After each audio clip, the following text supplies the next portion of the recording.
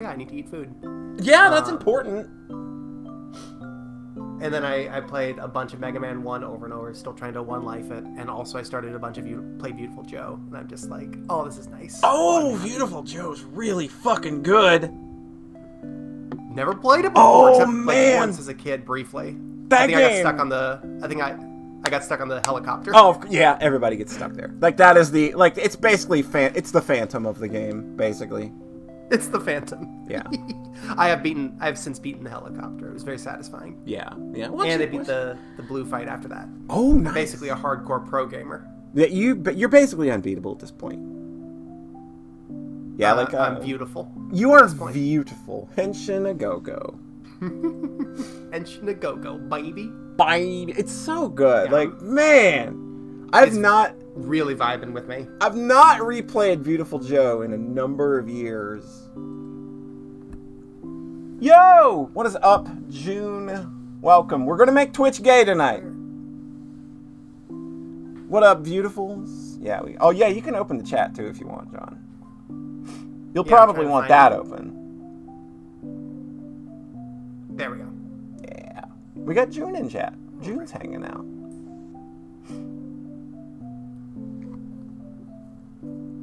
I'll get the URL off the screen once we start, but I'm obviously got the URL up there up front so people know where to get the video game. You were excited to see this game. So am I!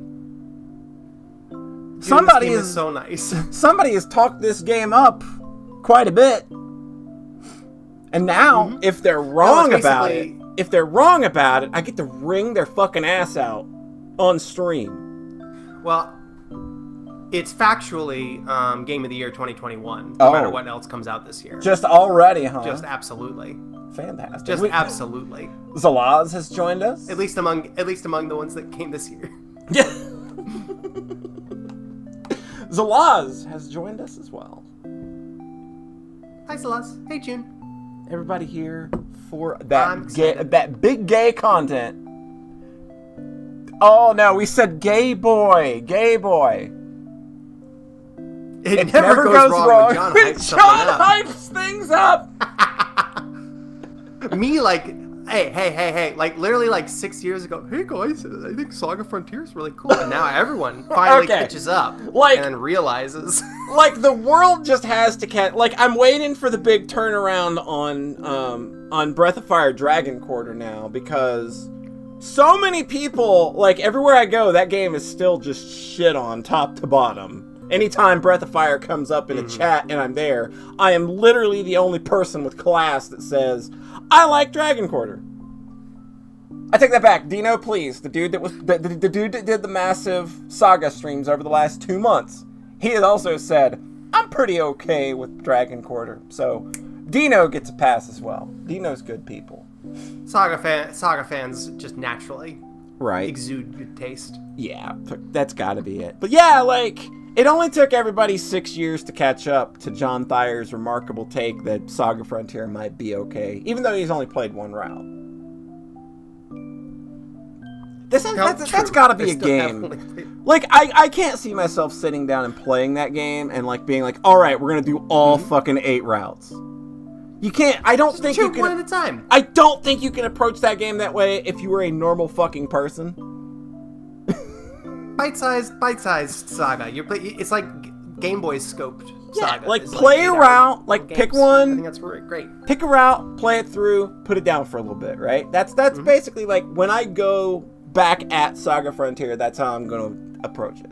I'm going to come at it on its own terms. I'm going to play it one route at a time, and I'm not going to, like, sit here and try to make it like an 80-hour, gotta play them all. Can't do that. Gotta ruin them all. Yeah, no, thank you. You stopped playing. But now they've added all those extra.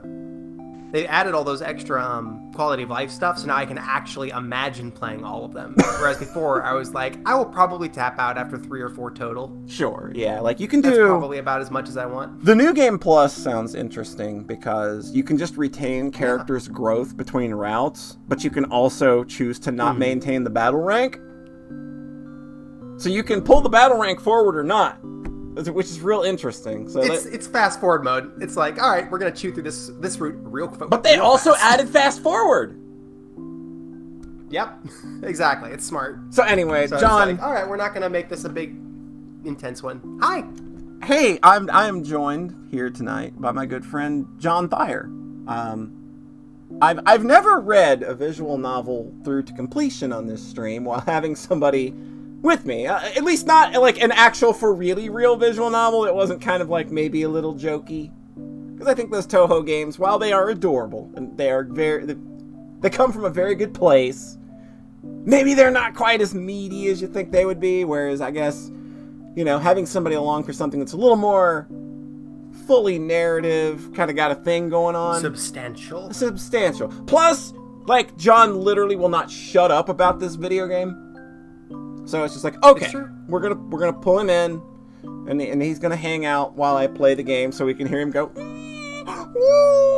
which I know is gonna happen at any number of times throughout the course of this. So what we are playing tonight is Starry Flowers. This is a new visual novel by nomnomnami, who she's done a number of things, but I think primarily a lot of us would know her from the Lonely Wolf Treat series. But John has played like Syrup, the Sweetest, the Forbidden Sweet, or something like that. What are the other ones, John? Syrup and the some. Yeah. Oh, good. Syrup and the yeah, such a fan, mega fan over here. Available on PlayStation Vita. Oh my Syrup god, and it the Ultimate is. Suite. That was That's it. right. Don't worry, June. I'm sure I will make plenty of noises at this one. This game takes place in the universe of Syrup and the Ultimate Suite, and it partially stars one of the characters from it, but it's also completely self-contained. Yeah. I think it only really references the story of Syrup in depth like once or twice, and really it's just a self-contained story about these two boys. Very, very cute boys, if the art is any indication. They're very cute boys. But before I take it off, you can play the game at the URL indicated on the screen there. Just thought I'd put that there so people would know where they can go find it. Because, play all of Nami's games while you're there, especially the Lonely Wolf Treat games, because that's a pretty damn good series. I love Treat. It's so good. I think this is. Yeah. You think this might have not to hype it up too much. I think this is my favorite Nami game. I'm hearing that concretely. I'm hearing that a lot. From people that have other people that have played it. This seems to be kind of like the one that most people are kind of there for. So I've been real excited to play this for a while, and John has hyped it up a lot on our podcast. So it's probably about time we go ahead and just rip the bandage off and make everybody gay. Let's just gay it up. The next 2 hours or so, about to be hella gay. Probably. Assumedly. Yep. All right. Oh, yes, definitely. All right. Are we ready? Oh my god, I'm so ready. Here we go. You're hovering over the start, and I'm just like... This is what edging is like when... This is like safe for work edging. Boys. All right. Hello, and welcome to the deliciously romantic tale of my first love. There's just one thing before we begin. I can grant you the power to choose my accessories at various points in the story. I'm being very gracious to offer such a thing, you know. If you use it, you had better make me look as adorable as possible. This little feature has no effect on the story otherwise. It's simply for your entertainment, should you wish for it. You're goddamn right we're accessorizing! Then without further ado, let's get ready for my first date with Pastille. Oh my god! They're even favorites. That's incredible. Okay, what have we got? Fuck Got yes. light earrings. Adorable. We got dark earrings. Okay. We got a white ribbon. We're gonna have a dark ribbon. No, we're gonna have blue ribbons. Okay. Thought we were going for a theme here. Flower crown. Oh my Hi, Monty. god. Oh hey! It's Monty. How's it going? Welcome. Royal crown. Oh my god. Just like the most royal of gay. Almost kind of just want to go with the royal crown already, but cat ears. Cat ears are like, I feel like that's kind of like the default. That's like your go-to. Necessary. Yeah. Like bunny headband. Who likes bunnies? I don't know anybody that likes bunnies. Do you? Can't be. An angel halo. Clearly the most angelic boy. Absolutely. Ooh, for when you're a little horny, when you're feeling a little spicy. I get a spicy vibe from this boy already. Not gonna lie. From what? I just Sunday's a bunny fan. I got a vibe. You know a bunny fan? You know a single bunny fan? I don't really feel like anybody likes bunnies. I'm Nah, not sure. I feel that like telling the truth. Like of all like I feel like bunnies are like Pokemon, where people say that they like it and it's kind of a joke, but we forgot that it was a joke somewhere along the way.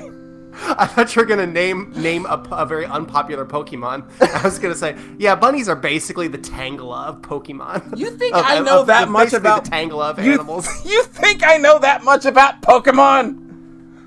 Hey, look, let's start. All right, I'm gonna go with the Angel Halo on this first date because I think this boy, just the purest boy. What else we got though? Absolutely. We got chokers. We got chokers. I'm dead already. We have chokers. I guess red is the red of boys. But yes. Red is the red of Nami. Red is the red of Nami boys, obviously. Right. We got chokers. I'm dead already. We got a dark choker. I think the dark choker's already winning. Flower choker. Just blue flowers. Like, I fart blue flowers. This boy farts blue flowers. It's fine. We have fairy wings. Yeah, or just, hey, I got sparkles, motherfucker. A cattail. Okay. Lovely hearts. Look, all of these are very fitting. I know nothing about this boy, but I feel like they're all very fitting. Demon wings are almost the perfect match for the angel halo. Man, I gotta go with my heart though. Like, look, man, and get that chokers. I love me some chokers. Are we ready? I'm pressing okay. Fuck yeah. Chapter 1, first right, date. we're doing it. Let's go. I'm ready to have a date. Today I met a boy at a candy shop. The moment I saw him, I just knew I couldn't leave without flirting a little. He was so delightfully flustered, which of course only made him much cuter. When I told him to meet me here, he could only manage to nod in response. So cute. Ah, my favorite type to pursue. He's... This is delightful. Ah, there he is now. Oh, look at this. Look at this. Look at this advanced rim-pieing they got going on here. What an adorable boy. Mm-hmm. Hey, I hope I didn't keep you waiting too long. Pastille, look at you! And here I thought you looked plenty good in that uniform. My heart was unprepared.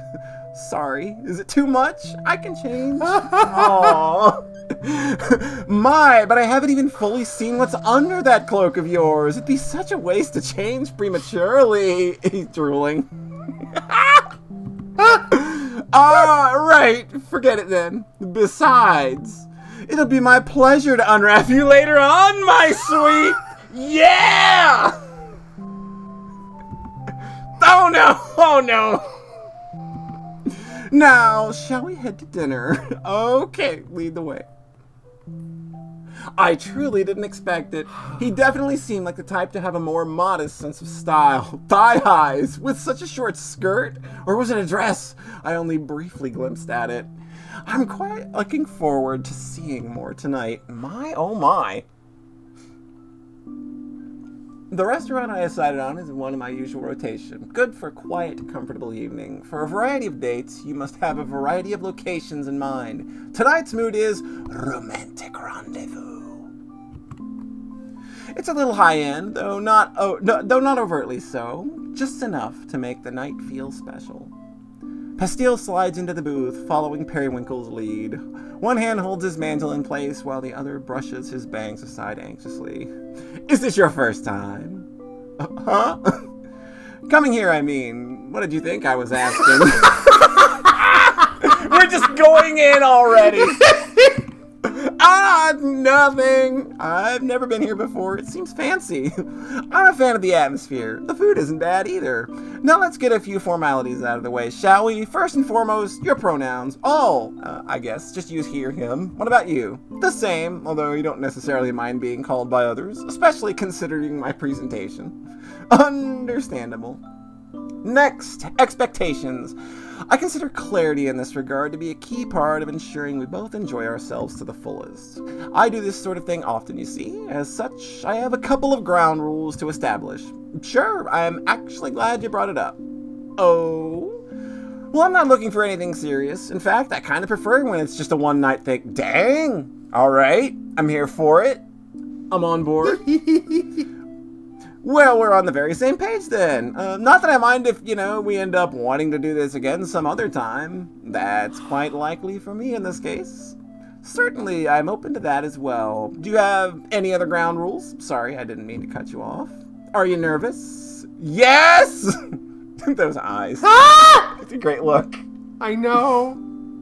Yes, we're gonna get into some CBT tonight. You can tell me to stop if you're ever feeling too overwhelmed. That's the other rule. Aw, that's nice. I like feeling overwhelmed to an extent. Oh my. I had assumed as much, but I hear you. But to hear you admit it outright. Ah, Pastille. In that case, I'll do my best to overwhelm you, my sweet. Ah! There you go. Perfect. This is going swimmingly. Yes, this was shaping up to be a wonderful night indeed. The waiter came to take our order. I went first to give my sweet date a chance to compose himself.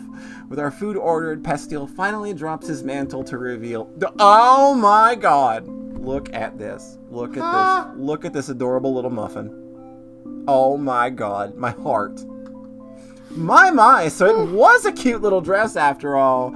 Oh, and here I thought you were saving the surprise for after dinner. Sorry, I started feeling awkward with the extra layer. Don't apologize, my only lament is not getting to take it off of you myself. Let me tell you something. If I was into somebody and they came at me with like this, they'd already be 5 inches down my throat.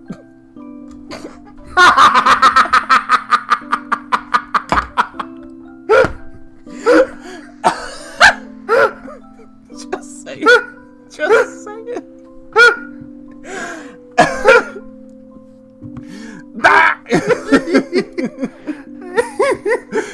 You'll save the last few layers for me, won't you? That's all that matters then. I'm having the time of my life, and by the looks of it, so is Pastille. And I live to tease cute witch boys.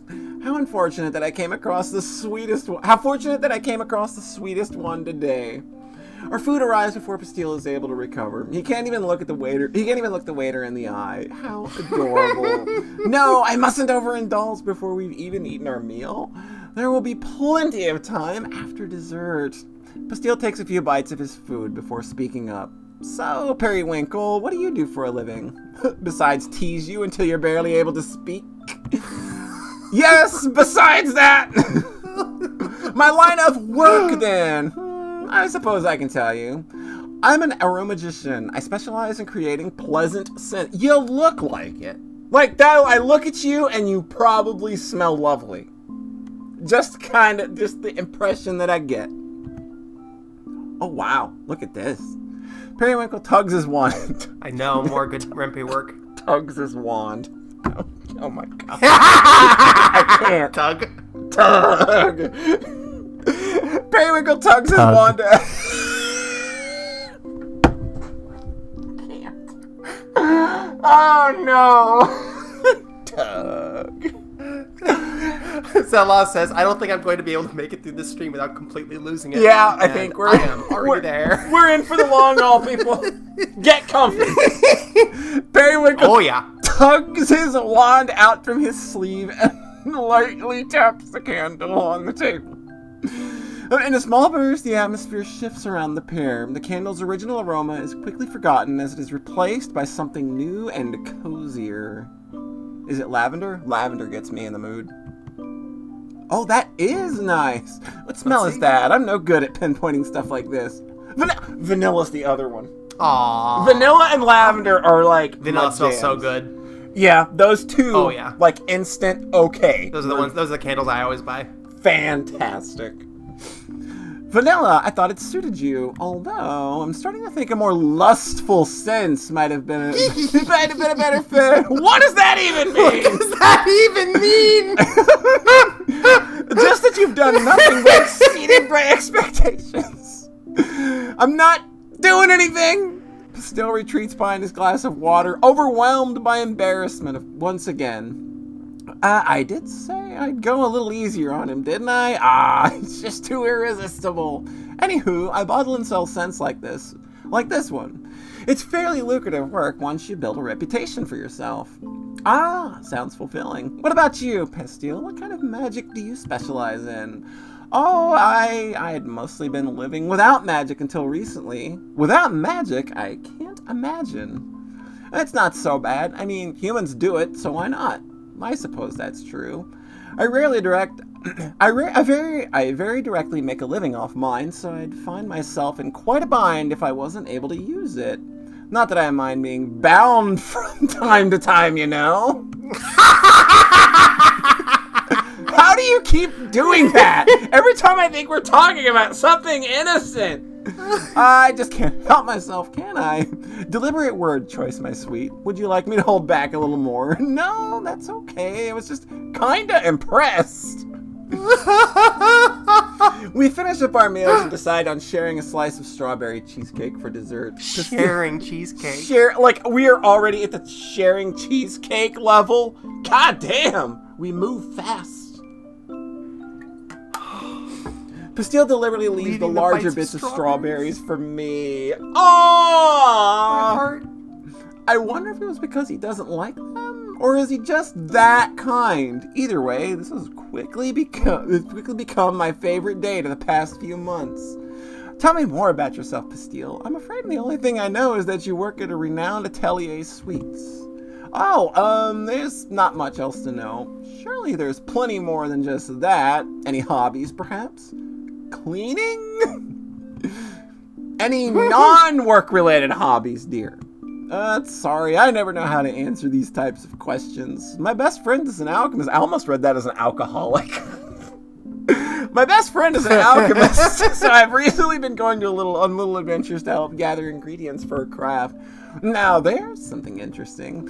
Other than that, I honestly don't get out much. I have my hands full running the store. So diligent. Does this mean that this is your first night out in a while? Yeah, I guess it is. I'm honored you were willing to share it with me then. Yeah, I don't think I ever would have tried this place if you hadn't brought me in. So it's been worth it so far. Thanks, Periwinkle. The table had long been cleared, and yet our conversation continued through the night. The place is never too busy, which always leaves me free to linger here without the guilt of taking up much-needed table space. The longer the date, the more satisfying the finale. Oh my. The more satisfying the finale. At a finale, huh? Somebody's got something in mind for a finale, I have to think. Rushing straight to the climax inevitably gets a bit dull after a while. You're not wrong. You're not wrong. I want to enjoy this night to the fullest. Will it be sweet? Oh, it's going to be sweet, don't you worry. Pastille, do you see the witch at the table over there? Mm-hmm. Don't be too obvious now. The one with the tall hat, you see. Yeah, I see them. I brought them here about 2 weeks ago. I guess they agreed that it made a nice day spot.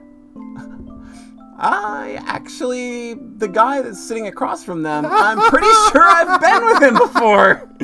No, surely you're joking, Pastille. Don't say my name so loudly. Just keep your head low. I'm sure he won't notice. Oh, he just looked this way. Uh-oh. Uh-oh. Ah! Only kidding.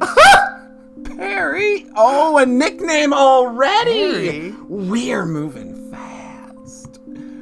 You're the one who's been calling me my sweet all night. Well, you are, aren't you? Whose fault is it whose fault is it that you share a name with Candy? Not mine. Still, do you think those two make a good couple? How should I know? Just imagine the kind of person I'd go on a date with and pair them with the other. And what kind of person is that? But you, for one. Maybe they wouldn't be so good together. My, am I supposed to take offense to that? Nah, the guy was just kind of pushy. You're too much, Pastille. We eventually made our way out of the restaurant that night. It had gotten quite late already. When's the last time I stayed until closing? There was never a moment of awkward silence between us, only Pastille's embarrassed pauses, clear attempts to steer his mind away from debauchery. John, you didn't tell me there was debauchery. I have such a giant grin on my face. As we wander back into the So night happy. air, he's the first to speak up again. You could have at least let me cover the tip. Well, that's what lips are for, That's what lips are for, my dear. Nonsense, I'm the one who asked you out tonight. You don't have to cover a thing. In fact, I'd prefer it if you didn't cover... Okay, I saw that one coming this time. You don't have to say it. Too easy. But really, it's a shame to hide such a cute outfit from the world. I don't have the confidence. Reminds me of my youth. You'll get there, my sweet. One day, you'll be able to toss aside any feelings of inadequacy and wear all sorts of daring outfits with pride. No, it's not a matter of self-esteem or anything. It's just, if anyone I knew saw me in this, I would die. So that's how it is. I'm being treated I'm being treated to a more intimate side of this witch boy right now. We walk together under the streetlights until we reach our original meeting place. Would you like me to escort you home? No, that's okay. Then if you don't mind, my place is just down the street. Perhaps you'd like to accompany moi. Yes, I mean, wouldn't want to walk alone in the dark. Such a gentleman. Periwinkle expertly slides his hand up and under Pastille's mantle, linking arms as they go along. They walk in comfortable silence toward Periwinkle's house. Well, this is me. I had a most lovely evening. Thank you for accompanying me to dinner tonight. I had fun too. Thanks for inviting me out. Pastille fidgets as if he has something to ask but can't find the words. Pastille? I wonder what it could be. Periwinkle takes a step closer. Yes? He leans in, pausing for any sort of reaction, only for Pastille's lips to come clumsily crashing forward. He's in more of a rush than I thought. Then again, I did spend all night winding him up. Yeah. So cute. Aw, Pastille, I just remembered. Since we're here, would you like to come in and sample some of my magic? I'd like that, yes. Very well, then. We both knew from the beginning. Smell some nice candles. Yeah, exactly. Just some nice scents. Reading some Bible verses. Maybe it is a Sunday evening here, so. I imagine somebody will be saying, "Oh God," at some point. We both knew from the beginning that he would be staying the night, of course. It's just so much fun drawing it out like this. But if that kiss is any indication of things to come, I may have gone a little overboard tonight. If so, we're in for quite a sleepover. Sorry about the mess. I just haven't found the time to tidy up. Gosh, I love this fucking background art. It's so good. You think it's nice so just to cute. drink this in? Like, I absolutely love her art style anyway. It's like these backgrounds are just like, they're very lovely. Sorry about the mess, I just haven't found the time to tidy up. The door closes loudly behind them. When Pastille doesn't respond, Periwinkle turns back to face him. Oh my god! That's too... Oh my god, it's so much. It's so much. Woo! Even fanning myself over here. Pastille's back is against the door as he fumbles to untie his mantle. After 5 is interested in the rug. We are well past the rug right now. I think we are, whoop! There's a moment happening here. Pastille's back is against the door as he fumbles to untie his mantle. He's completely run out of patience, hasn't he? You're drooling, I see that. Then I'm afraid I simply have no choice but to indulge him. Oh my god. I shouldn't keep you waiting a second longer now, should I? But I still need to change into something a little easier to take off. Looking this good comes at a price, you see. I promise I won't keep you waiting. Okay. Periwinkle gives him another peck on the lips and leads him through the cluttered living room to his bedroom door. Chapter 2, Conjured Frank. Okay. Okay. Woo! That's a lot. John, they fucked. They fucked. That one starts, huh? Like I said, It's... How many love stories are out there for... I'm trying to think of the right way to say it. How many love stories are there out there for sluts? right? Like both are clearly us. both are clearly into this idea of a hookup, and it's very clear that like they're both there for it. But just because Pastille is a little like that's just that's just how he is. He's just a shy boy, but he's here for it. There's no like awkward kind of. Like, there's not that moment where sex is the goal. There's no pushiness. There's no pushiness. It's not weird about, like, oh, man, this is the part where the sex is going to happen. This is what we've led up to. It's like, no, the sex kind of just, it's implied. It happened. We did that. It's... The communication dynamic is just really, really nice to me, where they set this up at the start and then talk. Yeah. Where they just kind of talk through their expectations. Yeah. And he's literally like, okay, hey, I'm going to keep doing this thing. Is that okay? Yeah. Like, yep, I like it. They're establishing a level of trust with one another here. I'm cool with it. I like it.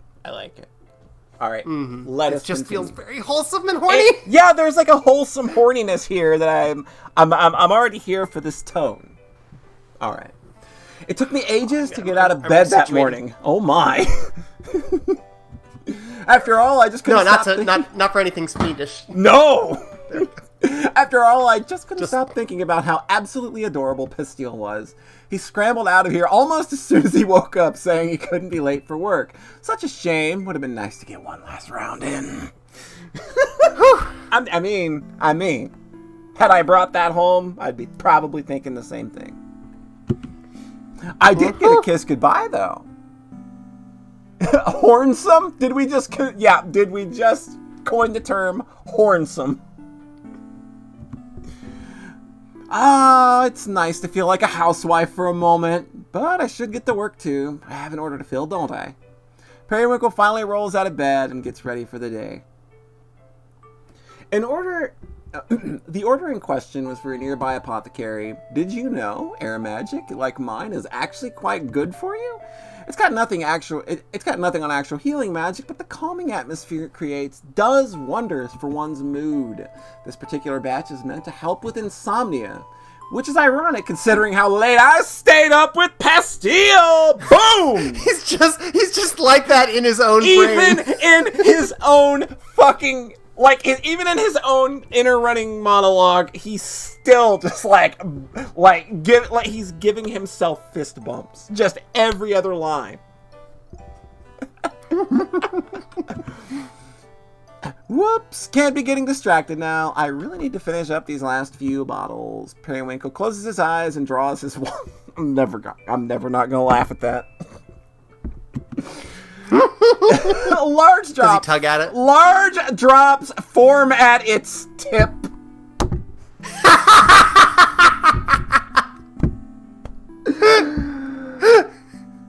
You did, Nami. You did this on purpose.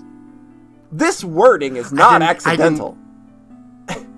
I missed this one on both my first two playthroughs here. There's no way. But yep, that's not unintentional. No way around it. Large drops form at its tip, falling onto the empty bottle one by one. With each drip, the bottle's contents swell, and after only a fifth drop, it's completely filled. God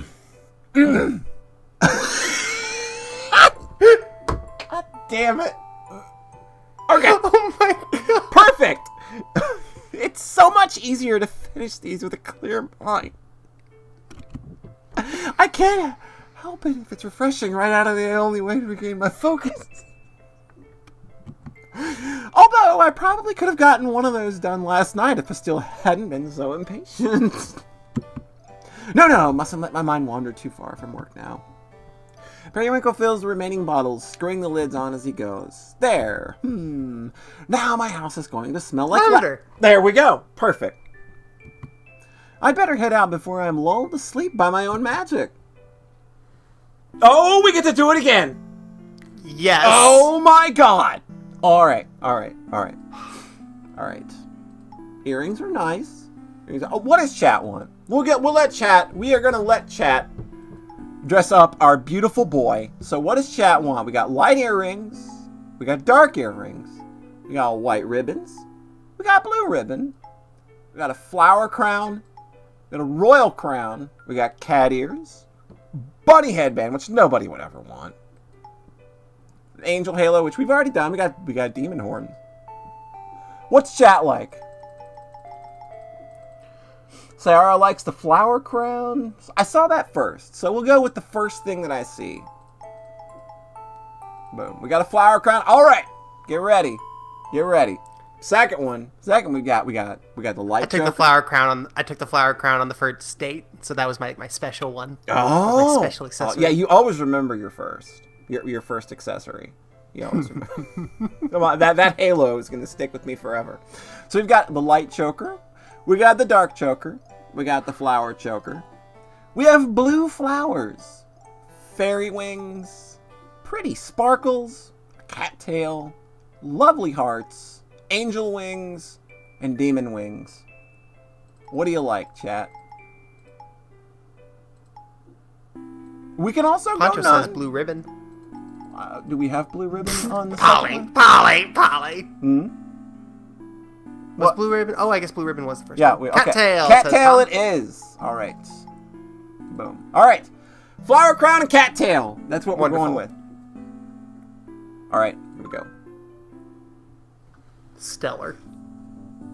The apothecary is only a short walk away, but I've never managed to walk in its doors on time. Perhaps because it's so close, I always underestimate the time it takes to reach it. I can hear the owner tapping her foot with impatience as soon as I open the door. Aww!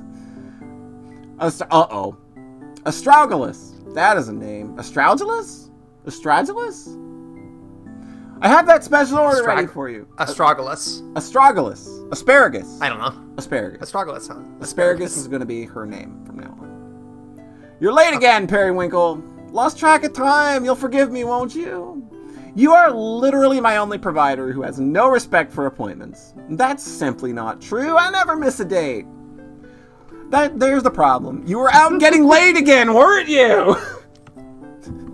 How vulgar. I had a romantic evening with a very cute boy. Oh my god, the T-face. You made the T-face. There it is. Who then ended up sleeping over. Well, you had all week to fill the order. Try getting it done in advance next time. Yes, ma'am. Now, let's see what you brought. I've worked with Asparagus for a few years now. She's completely immune to my charms. Shocking, to say the least. But it's meant we've been able to remain good friends all this time. Or, let's see. Asparagus, would you consider us to be good friends? I put up with you. This is like me and John.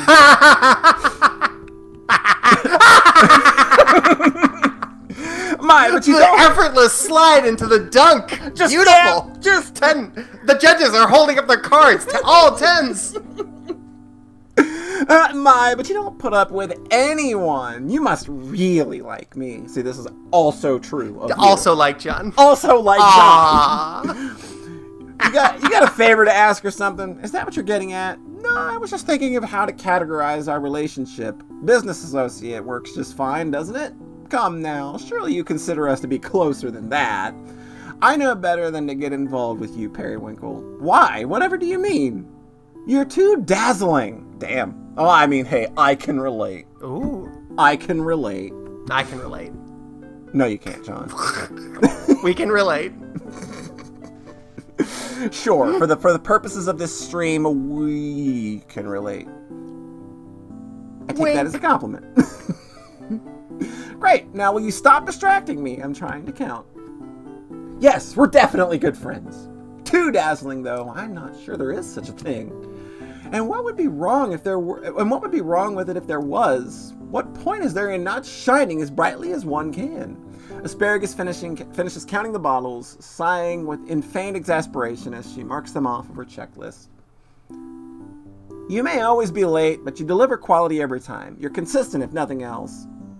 The waiting is part of the fun. It builds excitement, wouldn't you say? Nope, just builds 15 bottles of sparkling lavender cum. A plus.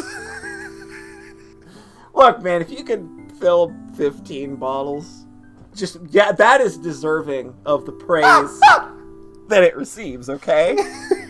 I'm gonna go ahead and say that. Like, I think that, I'm gonna be impressed if anybody can fill fucking 15 little bottles. If you can fill 15 bottles, I know that you are Mr. Seven Shot over here, but I'm just saying, if you could fill 15 bottles, I would be very impressed. Nope, just builds frustration for me, but at least you always come through.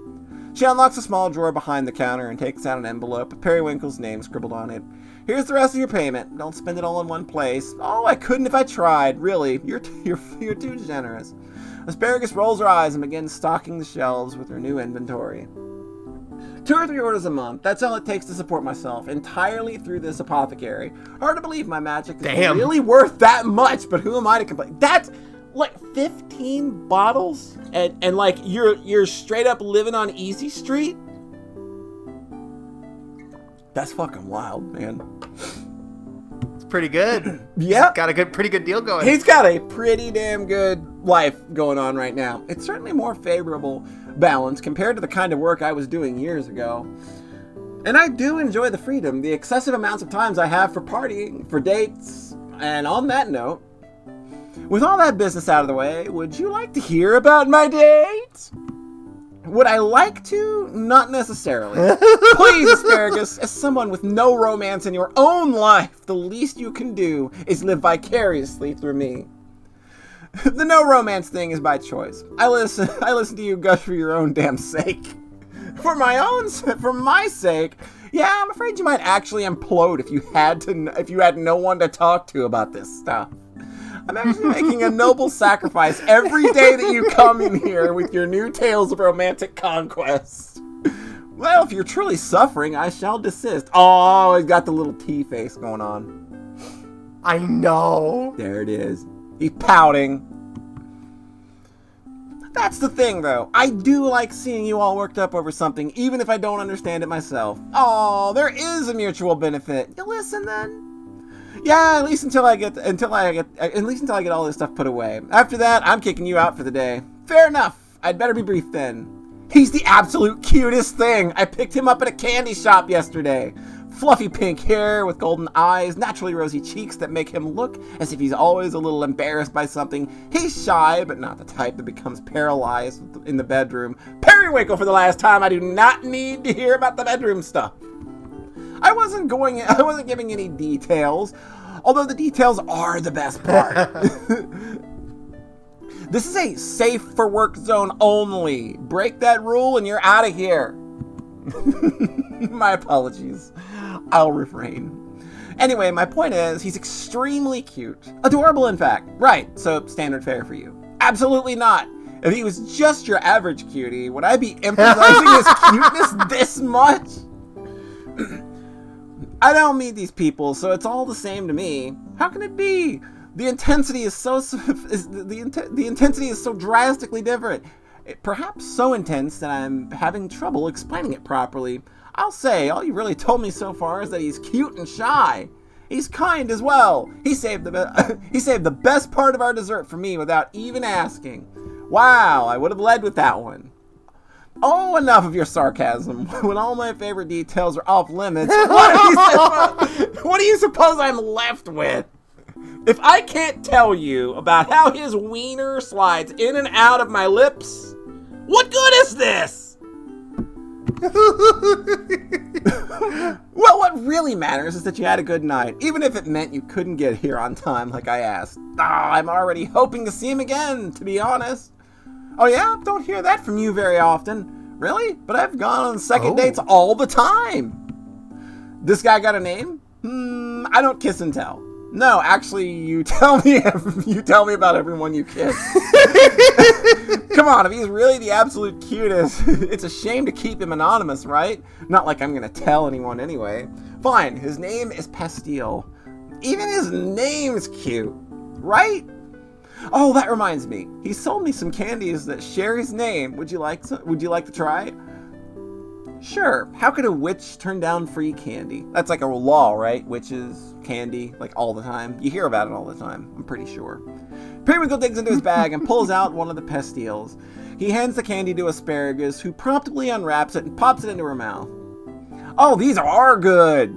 Where'd you say this candy shop was? Not far from here. I'll give you directions. It's the candy shop in The Ultimate Sweet, isn't it? Yes. Okay. That's where Pastille works. Although has more of a minor role in that one. So this is sort of the Pastille-centric story. Right. Okay. You know what I want, though? I want a game about the cat girl who just talks in puns. Oh my god, she's so good. Yeah, like, she's literally the best character. So good. I think it might be oh my god. So good. Yeah. Shortly after telling Asparagus where to find Atelier Sweets, she unceremoniously kicked me out.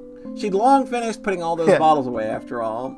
With money in my pocket and no more work to be done for the moment, I'm free to begin pursuing my next date. But wherever shall I go? It's a weekday. Too early for parties, too early for drinks. I suppose I could return home and straighten up the place, however. Why would I busy myself with chores when I could be celebrating another order successfully filled? Before Periwinkle can decide on where to go, a familiar witch approaches him. Periwinkle! Oh, it's Cassia. Oh my god! So lovely to see you! Yay, I'm glad we ran into each other. How to describe Cassia? She's exceedingly cuddly. We met at a party one night, during which she latched onto my arm and never let go. Quite endearing. Since then, we've gone on dates from time to time. She really loves my magic, so I tend to spoil her whenever we're together. Did you need something, dear? Oh, yes. I tried coming over last night, but you didn't seem to be home. Uh-oh. Oh, you came to visit me. I'm flattered. I must have been out to dinner at the time. Sorry that I missed you. Oh, that's okay. I was mostly looking to talk. So, if you're available right now... Oh my god, she's cute. She's cute as a button. Look at this. Look at this little just button. Want to pluck her out of the screen, just like a little this. candy. Look at this adorable little thing. Oh my god. So adorable. So, if you're available right now, do you want to go to a cafe? That sounds perfect. I would love to. We take our seats at the nearby cafe. It's a pleasant, sunny little place. I've come here often with all sorts of other witches. Cassia orders her usual hot chocolate with extra marshmallows, while I decide on a simple rose tea. Oh, Periwinkle, could you make my marshmallows smell like roses too? With pleasure. Periwinkle's wand that drops from his sleeve. That his wand is never... Man, I'm perpetually 8 years old, and that is always... I'm gonna laugh at that the whole time. It's gonna get me every fucking time. Periwinkle's wand... Well, now you got the mental image of a penis just popping out of the sleeve. Also, right! Just like... Right! Whoop. There it is. Just not even an erect penis. A fully just flaccid penis. Just a flaccid... Flopping out. A flaccid 6-inch dong just unfurls from the sleeve of his attire. Whoomp. Onto her marshmallows. And drip, drip, drip. Periwinkle's wand drops from his sleeve, and he gives Cassia's cup a quick little tap. Yay! It really smells just like roses, just as you asked, dear. It may slightly affect the taste, so let me know if you'd like the spell undone. Cassia dips her spoon in and then lifts a marshmallow to her lips, blowing on it lightly before popping it into her mouth. Nope, wonderful. She truly can find joy in any little moment. Such a delight. Definitely a contender for the title of absolute cutest witch, though I would call her absolutely cute rather than the absolute cutest. Oh. It takes more than cuteness alone to earn the title of absolute cutest witch. That's where the difference lies, of course. But what am I thinking? How rude it is to remain ranking my dates in such a way. I must be stuck on the thought from my earlier conversation with Asparagus, trying to put Pastille's cuteness into words. He really is something special. It's all in the contrast. His polite, well-mannered, and appropriate exterior concealing such intense desire, begging you to make the first move, and then going ahead and taking it on his own as soon as you. Enough of that. There's someone else in front of me now, isn't there? Uh-oh.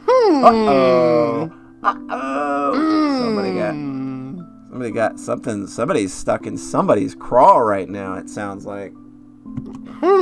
Cassia continues happily sipping her hot chocolate before speaking up again. I missed you, Periwinkle. I've been so busy with packing, I haven't had a chance to see you at all. Packing? And just where are you headed off to? Oh, that's right. I never had a chance to tell you. I'm finally moving in with my partners. In 2 more days, the 3 of us will be all sleeping in the same bed. My, oh my. Ooh, that sounds so cozy. Congratulations. Thank you. I've looked forward to it for so long. It sounds like you're about to enter a lovely domestic life. You deserve it. Aw, I'm really happy. But, speaking of my partners, you've still never met them. True, but I can imagine they're wonderful just from how you've talked about them. Right? But, what if you didn't have to imagine? That's what I've been wanting to talk to you about. I was hoping we might be able to go on a group date sometime. Uh-oh. Oh? Yeah, because, I just think you're so wonderful, Periwinkle. I want them to know you, too. Although it sounds like fun, I'm a bit... Wait, before you say no... They're both very easygoing and so loving and nice. I can promise it won't be overwhelming. But that unfortunately isn't where the issue lies, my dear. I know you said you didn't want to get involved before, but I just know that we would all get along so well. I'd like to reassure you, however I can, but I understand if you still turn me down. Matters of love are so tricky, aren't they? I still recall the first time something like this was asked of me. I had been nervous going in, but I also never entered a group situation before. I attributed my anxiety solely to that. However, it quickly became clear that I just wasn't suited to it at all. I do love to spoil each of my partners, but strictly one at a time. Perhaps I was left scarred by the breakdown in communication, the passionate fires of a long-established romance. Surely Cassia and her partners are magnificent people. It may indeed be fun for a night, but becoming entangled in a committed relationships is something I've always avoided from the beginning, isn't it? That's all very sweet of you, but I do have to decline. Oh, I can't help but feel a little brokenhearted. Oh, look at her face! Oh no! This is a Madoka face right here. This right here. Somebody was looking at that regret Madoka pic. That Madoka picture. Oh no. Somebody just got broken in half. I apologize. Truly. It's nothing personal. Oh, I know. I don't take offense or anything. It's just sad. Now that I'm going to be living with them and knowing you don't want to meet them, I think it's best we just break things off. Oh, man. Yes, I agree. As you said, it's for the best. Oof. Yeah, never an easy conversation to have. I hope we can still be friends, though. Nope. Of course. I'm sure our paths will cross every now and again. Yeah, thank you for always treating me so well, Periwinkle. It was my pleasure. It was my pleasure. Aww. I'm really glad this conversation is here in the game. I think this is really nice. I think I'm reading this, and I'm feeling like somebody's figuring out their own shit while reading this. It's kind of the feeling there's a vibe that I'm getting right now, and I'm not going to try to put, you obviously can't make assumptions of an author or anything. Sometimes you read things, and you feel like, man, I feel like somebody's working some things out. Like, maybe not in a bad way or anything. It's just kind of like, maybe you've been thinking, working some things out. And that's cool. I just feel, I get the sense of like, okay, this is somebody that kind of gets it. That knows how a lot of this stuff works. Yep. Which is really cool. Yep. It is also extra interesting because Nami's like gray ace. Yeah. So that's so... To still be able to kind of write from this perspective, yeah, like it's just get it. Yeah, is really cool. 100% just gets it. Even casual relationships can end in breakups like this. This is largely why I tend to prefer one-night affairs. Things can just become so messy as needs evolve. As Cassie and I go our separate ways, I can't help but feeling a little blue. But because you're literally dressed in blue all the time, though. I mean, I'm just saying. Perhaps I'll return home for the day after all. I mean, if you're going to go somewhere and you're not going to feel blue, your house is literally the worst place to go and do that. I mean, look at this. Look at this. There are at least 5 shades of blue here. Am I making any annoying noises? I'm holding my mic now instead of... You are totally fine. Periwinkle quickly Let me know changes... if I'm just kind of moving around. Oh, no, you're good. You're good.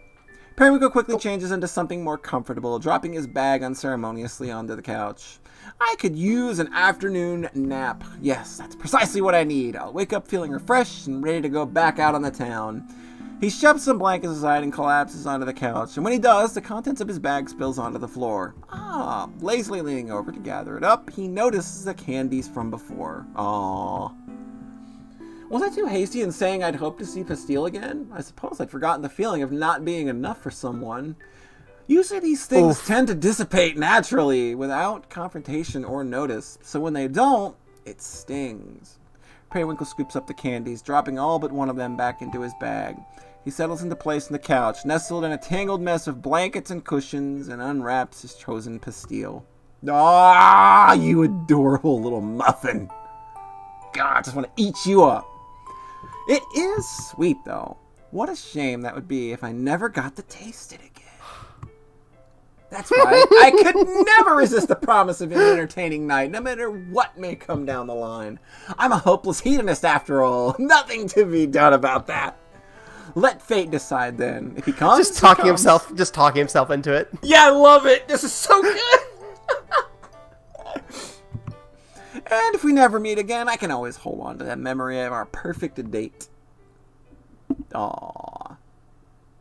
Several hours later, this is like you soaking on the couch, sad, eating Reese's peanut butter cups all day. That was me. That was me today. He's maybe a little. I literally was eating Reese's earlier today. That was like on the couch. Just I literally sad ate like 4 of them earlier on the couch. Just a big mess. It's great. Chocolate, huh? Relatable content, right? Like, man, what is it with people calling them Reese's? It's Reese. It's Reese's. It's Reese. Reese's. Everybody I know in the entire planet calls them Reese's. I'm gonna keep calling them Reese's. You can. I'm not saying you can't. I'm just saying that that's like a weird thing that as far back as like me, like living with my parents, my dad was always like, "Yep, get me a Reese's." I'm like, it says Reese's. I know people named Reese. They don't call themselves Reese.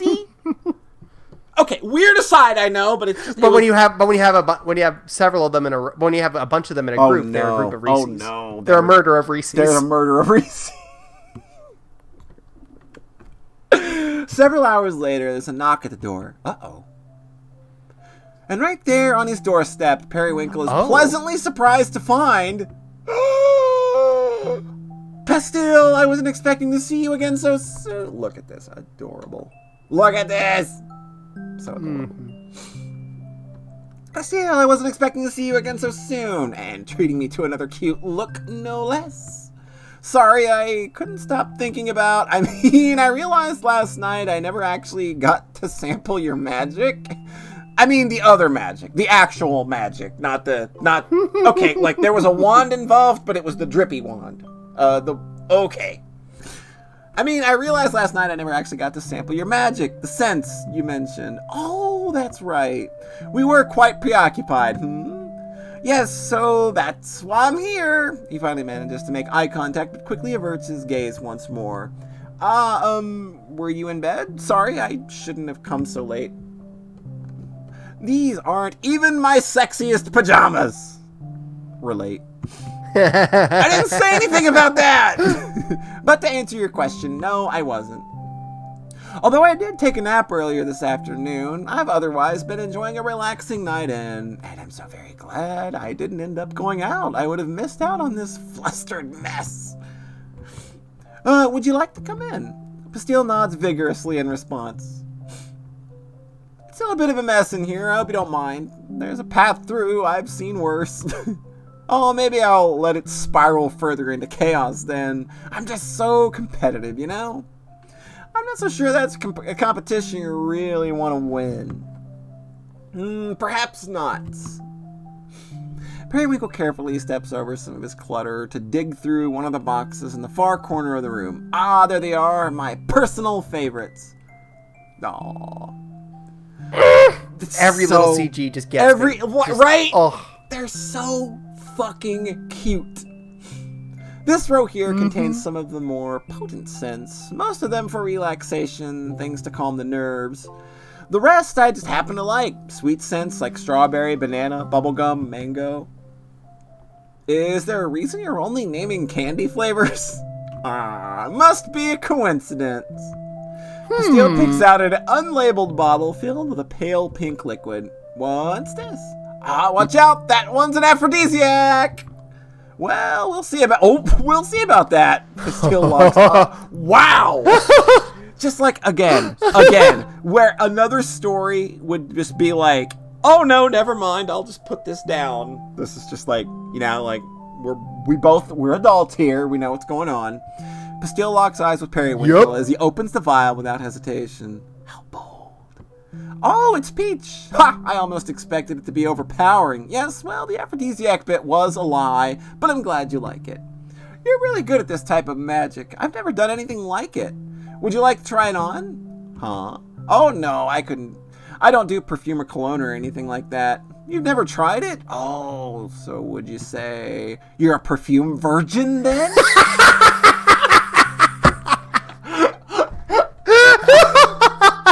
Oh my Christ. I'm not. Who even says things like that? In my line of work, you'd be surprised. It's probably just you. Maybe so. If you're not going to try it, I'll have it back now, please. I could try. I just don't know how I'm supposed to apply it. May I? Pastille nods, handing over the small vial. Periwinkle seals the opening with his fingertip and swiftly tilts the bottle over and back. Here. He gently rubs a spot on Pastille's neck, engulfing them both in a pleasant scent of his magic. Their eyes meet, neither of them daring to be the first to move. Maybe the aphrodisiac bit wasn't a lie after all. Oh, damn! Pastille breaks the spell, rushing forward with a sudden... Look at even Periwinkle surprised. Just, you surprised the horniest boy on the planet. Oh my god! Pastille breaks the spell, rushing forward with a sudden kiss, and then retreats just as quickly. Sorry, he certainly is impulsive, not that I mind at all. Hard eyes. The hard eyes was sweet. I'm more than happy to go along with your little game, Pastille. Oh no, my own magic is working too well. I guess there's no choice but to have my way with you, my sweet. Oh no.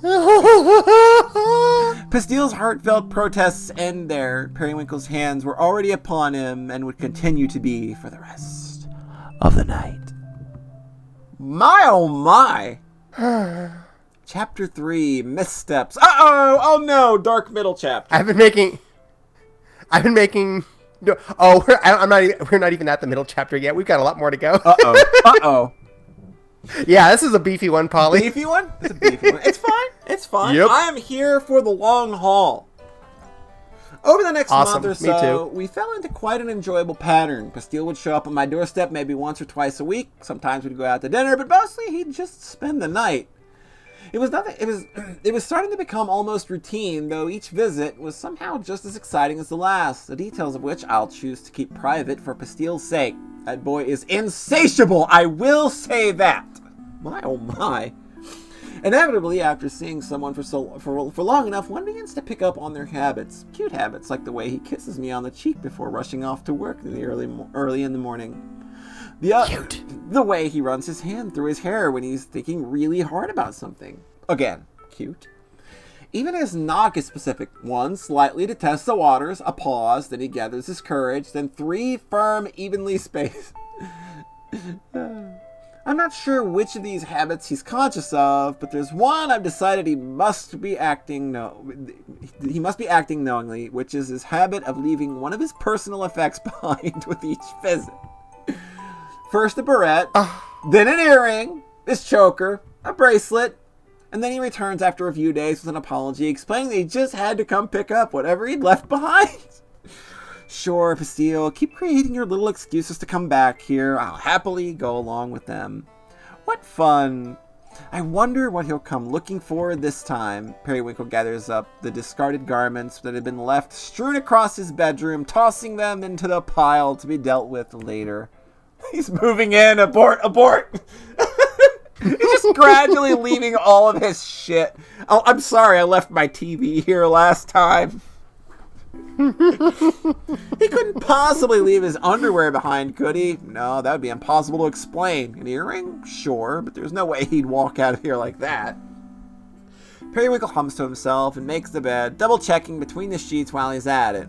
I'm almost disappointed. It's been so consistent up till now. I suppose he could just be that forgetful. I mean, it wouldn't shock me. Unable to find something of Pastile's in my bedroom, I decide to spend the rest of the morning cleaning up the place. Now, mind you, I never let my house get dirty. Only messy. Leaving garbage or food waste about is out of the question. Everything else, though, it's simply that many things don't make it back to their proper place. Or rather, I can never decide on a proper place for many of my things. Toss them into boxes, shuffle the boxes around a room, and suddenly they become unmanageable piles.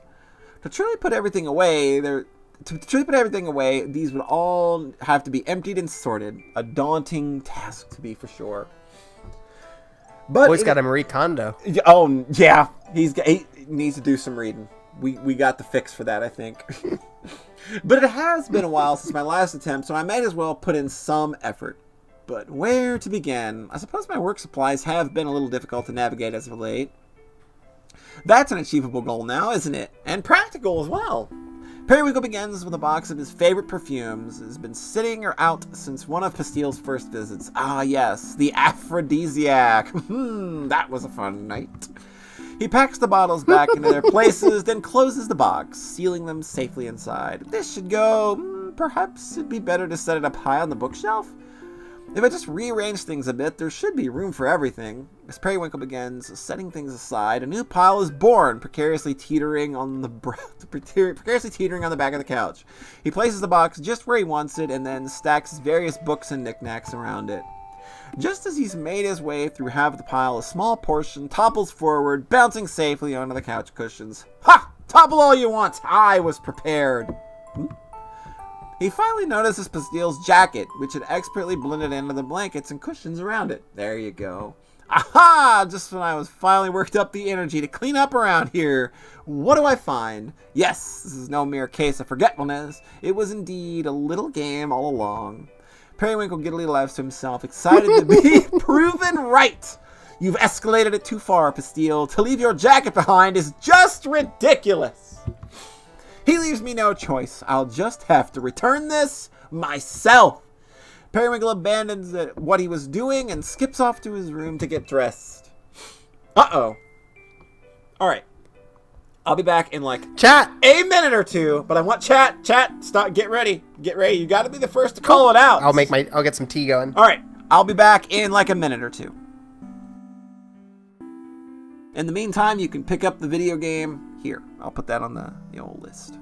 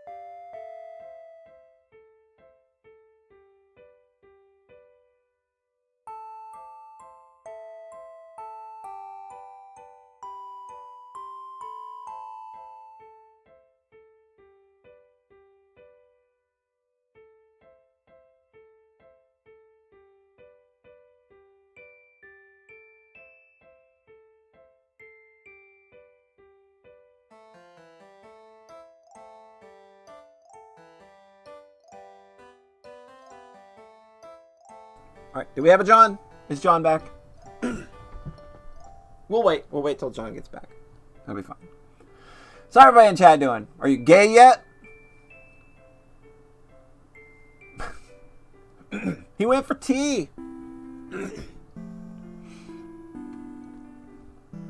You're jealous and kind of gay. It's good, you know? Yeah. Yeah. Yeah. June is the gayest. Are we going to have to do like the Josh fight where everybody kind of gets a year to prepare and then we all get together to decide who's gayest?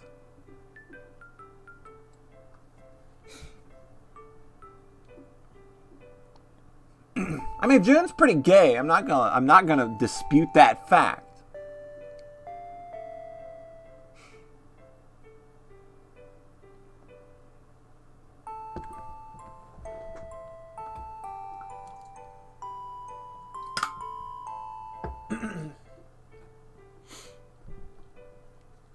I guess we could go ahead and start getting accessories ready. So, who's ready for accessories? All right. What do we got? I'm assuming we're going to have the same ones available. Make sure I am unmuted over here as well. All right. John should hear me when he gets back. All right. We got... I'm back. Light ear. Hey, how's it going? We are just getting ready to accessorize. Fuck yeah. All right. So we got light earrings, dark earrings, white ribbons, blue ribbons, flower crown, royal crown, cat ears, bunny headband, angel halo, and demon horns. June is all up on them horns. Horns it be. All right. Up next, light choker, dark choker, flower choker, blue flowers, fairy wings, pretty sparkles, cattail, lovely hearts, angel wings, or demon wings. Dark choker. We have another dark choker this night. Yep. Lately, like Tom has good taste. All right. Are we good? Are we ready? Did we lose you, John?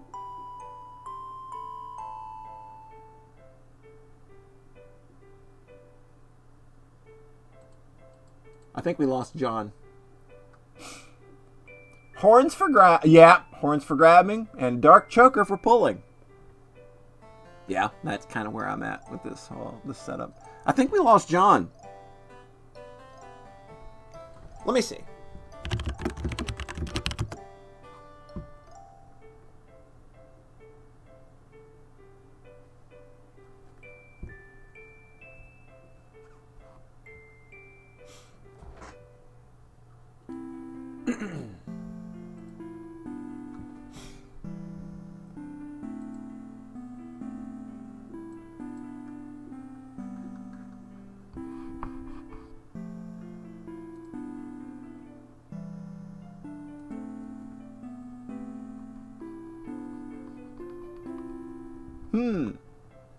Okay, I have lost a John along the way somehow. Apparently. He never gave any indication of whether he was done making tea or not. So, I think what we'll do, we're going to go ahead and continue.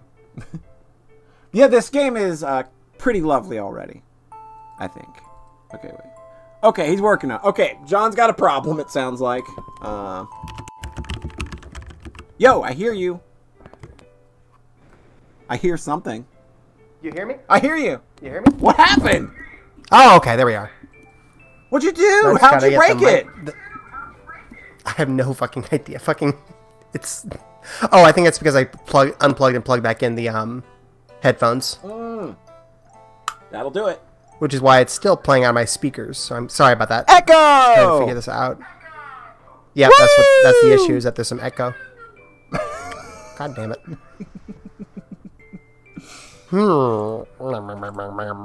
Okay. Well, I tell you what. I'll continue reading. Yeah? And you go ahead and work on this. Yeah, you keep reading and I'll figure it out and just stay muted until I've got it worked out, okay? Alrighty. Alright, folks. We're going. I had no chance to return to Atelier Suites since the first meeting with Bastille. He was the one who was always showing up on my doorstep after all. There was no need. It's about time I paid him a visit. Yes, I could restock my favorite candies as well. Upon reaching Atelier Suites, though, I hesitate. Would it be rude to barge in while he's working? I just know I wouldn't be able to resist teasing him. As to not become a nuisance, I shall make my presence known from here. Periwinkle boldly approaches the bench directly in front of the candy shop and sits down, all while wearing Pastille's forgotten jacket. Oh, good. Smart! It's a good move.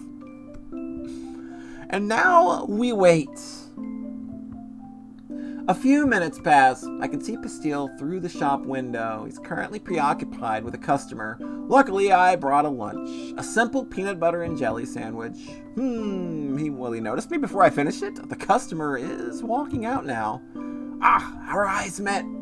Pastille turns away, pacing a bit. I take another bite of my sandwich, still watching intently. He stops for a moment in front of the door behind the register until finally making his way out of the store, broom in hand. But instead of coming over right away, he turns his back to me, sweeping the sidewalk in front of the entrance. Perhaps he is a strict supervisor? He keeps glancing over his shoulder. Just come over here, you silly boy. His face is quite red, so I can say with confidence that I've successfully overwhelmed him once again. Yeah, welcome. How's it going, Millie? Welcome. We're reading a gay story about cute gay witch boys falling in love. It's adorable. I've finished my sandwich by the time he approaches. He takes a seat on the opposite end of the bench. How's it going, John? Doesn't sound like it's going much better.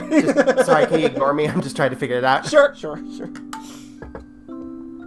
I thought you were ignoring me. No, I was just trying to decide what to do. Was this a bad time for you to return your jacket? Oh no, I can hear myself and I hate it. Sorry. It's so bad!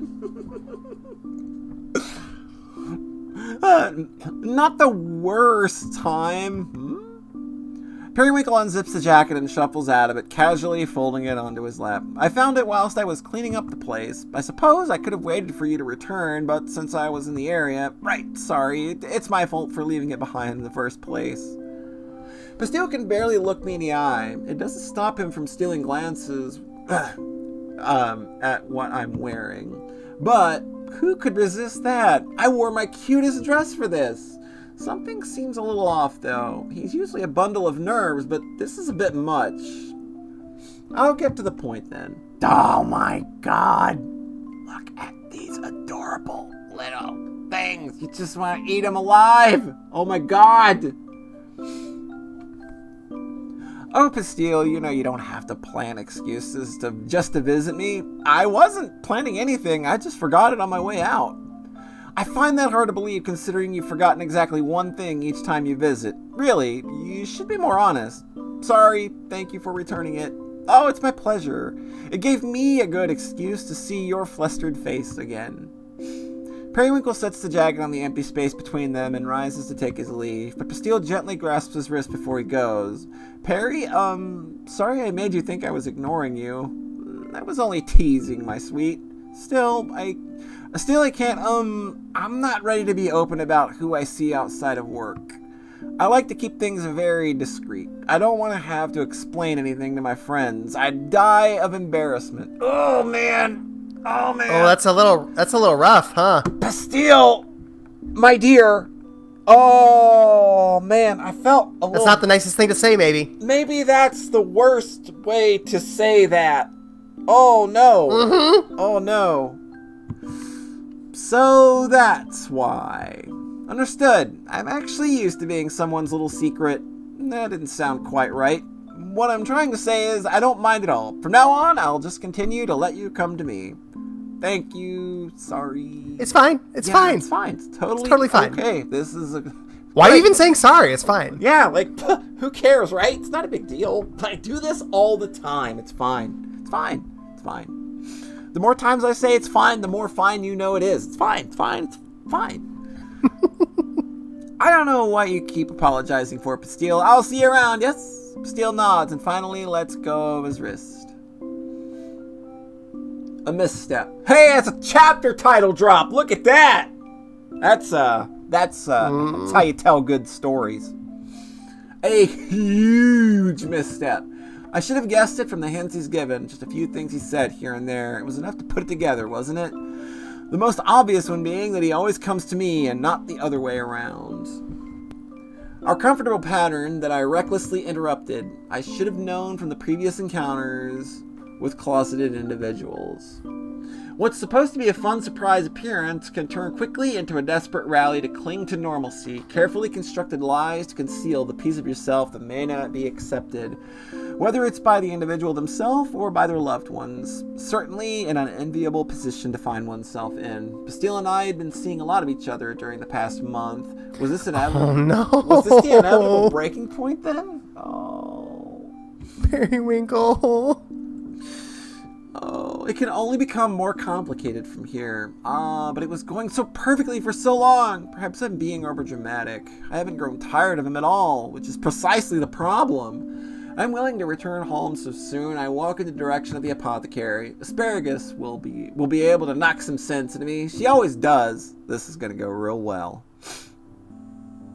Asparagus! Are you busy? Oh, the pouty tildies. Oh no.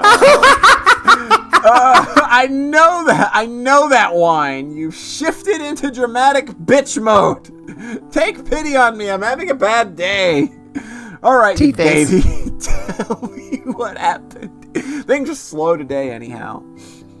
Asparagus listened patiently as I explained the events of the day. I learned to come straight with her. I learned to come straight to her whenever I find myself unable to make a decision. Although she often puts things far too bluntly, I do always end up feeling more grounded after her consultation.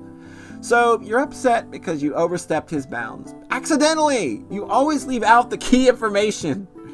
And now you think it's over between you two. When you put it like that, I really do sound dramatic. I mean, you are, but you also have a point. If you want to avoid things getting complicated, this is your sign to get out. I gotta say, though, for two guys who aren't in a committed relationship, you sure do sound like you're in one. It's purely casual. It's purely casual. I'll still be seeing a few others in the midst of this. But all you talk about is Pastille every time you come in here. I know. I just wish I hadn't gone to return the jacket. It was supposed to be fun, but now, yeah, honestly, I think he's being unfair. He shows up to your place whenever he wants, right? Yes, but I don't have anything else going on. He has a respectable job and all.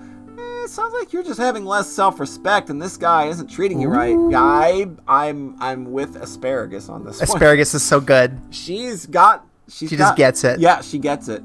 Now that's unfair. Yeah. I'm coming through clearly, right? Yeah, you're good. Now that's unfair. Right, he simply said he wasn't ready. It doesn't mean... Ha! Making excuses now?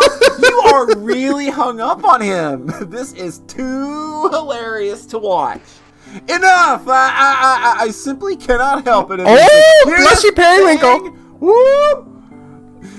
Of course, I don't want to stop seeing him. At that moment, a familiar chime sounded, marking a customer's arrival. I turned my head instinctively to see... Jam! Hi. Periwinkle, oh my god, you're so cute today! Why, thank you. I certainly didn't expect to see you here, Jam.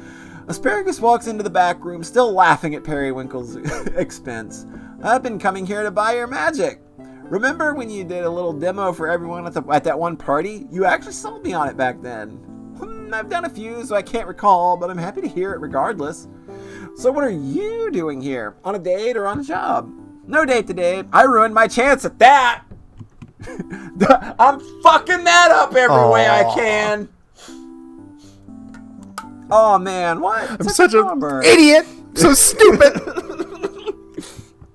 Really never thought I'd hear of the day you, of all people, couldn't get a date, though. You date like everyone. It'd be more everyone. It'd be more accurate to say I go on dates with everyone rather than actually date them. Oh, same diff. You're like a thirst master. You're like the thirst master. She's got that Valley Girl thing going on for sure. The Thirst Master. She's right. It's not as if Pastille is my only option if I'm looking for a good time. Anyway, are you going to Cheerville's party tonight? No, this is the first I've heard of it. He's throwing yet another soiree. Yeah, I'm surprised you didn't know. I suppose I've been more out of the loop on these things than usual. I haven't bothered with as many parties since. Well, you should come. Weird. They're good luck. They're good luck. Like, in terms of love and romance. I mean, I'm finally dating my best friend thanks to the last one. Marzipan, wasn't it? Funny. You weren't together before that. I knew everyone thought we were. So embarrassing. I guess what matters is we could finally be totally honest with each other, though. I'm really happy. Well, congratulations. You deserve all that happiness. Yeah, so like if you ever need relationship advice, I'm your gal. I got this all figured out. I did it once. Boom. I'm the master. Oh, but I guess you wouldn't since you don't actually date anyone. Periwinkle hears asparagus snorting and laughter in the back of the room. So everybody dunk on Periwinkle Day. How dare she? I came here to be comforted, not ridiculed. Jam, dear, what time did you say the party started? Oh, like a few hours from now, I think. Sorry, I can't. I can never remember the time differences between here and the netherworld. No matter, these things tend to go all night, and I prefer to arrive fashionably late. Now, if you'll excuse me, I'm going to return home to freshen up before the soiree. Sure, see you there. This is going to go swimmingly. Periwinkle marches home in a huff. Asparagus thinks I'm lacking in self-respect. I'll show her all the self-respect. Everybody's getting in this butthole tonight. I'm going to put... Then you'll know I'm respecting myself. I'm going to find someone to spoil me tonight. Netherworld parties happen to be the perfect venue, always filled with cute faces I haven't yet encountered. Plenty of incubi as well. They live to please their partners. It's been a while since I've slept with a demon. I'm looking forward to this now. All right, chat, here we go. We are going to a Netherworld party and we are getting some demon penis. How are we dressing up?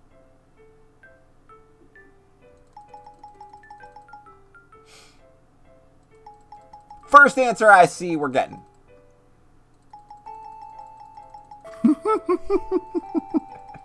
I feel that this is careening into disaster town. I'm just bracing myself. Royal crown! Royal crown, says Tom. Because our boy. Excellent. Our boy. All right. What do we got? I'm going to say pretty sparkles. Pretty sparkles? All right. All right. John's got pretty sparkles. All right. Here we go. We are going to go party at the soiree. And first kiss at the spooky soiree was the VN that Periwinkle debuted in. Okay. I thought that he just debuted. as one of the dateable options, I think, for Marzipan. Oh wow! Yeah. See, I thought that his debut wasn't something that had the words "first kiss" in it, but I couldn't remember what it was. All right. And so... First kiss at the spooky soiree is such a great title. It's a great title. And so, a few hours later... Look at this. Periwinkle arrives at the soiree. Well, look at all these beautiful people. Oh my god. Drool. Yeah, I'm here for it. Let's see... Who looks available? Scanning the room, he spots both Jam and Cheerful. Look at the dog. Chatty. Like, the dog girl is literally the best. Happily chatting. Oh my god, the green witch looks like the one from Rants 2. Oh no! She looks exactly like the one from Rants 2. Yeah, Demon Boy's got a look too. I'm here for. Scanning the room, he spots both Jam and Cheerful happily chatting with the other guests. Cheerful himself certainly isn't a bad lay, but I couldn't go stealing the host of the party, though he could easily. Periwinkle begins to gravitate towards the snack table, still scoping out the various partygoers. plenty of candidates to choose from. However, will I decide? Before he can make up his mind about who to approach, a taller demon slides in the empty space beside him to start a conversation. Hey, lots of cute witches at this soiree, huh? Oh, it's been decided for me. I'm already being spoiled. I didn't come here for the witches. I'm Cardamon. Cardemon. Periwinkle. So this is gonna sound weird, but do I know you from somewhere? Your dreams, perhaps? Oh my god. Wow. No, for real. Something about your face is just so familiar. I frequent these types of events, so it's likely we've crossed paths at some point. That's not it. I would have tried hitting on you if we did. Well, you're certainly free to do so now. I'll give it a shot with your permission. This one isn't bad. I do appreciate how straightforward he's being. So what are you here for if not the witches? I had intended to find someone to spoil me. An incubi are rumored to be good for exactly that. We are. So the rumors are true. I'm in luck then. Would you happen to have any friends who would be interested in dancing with a cute little witch like me?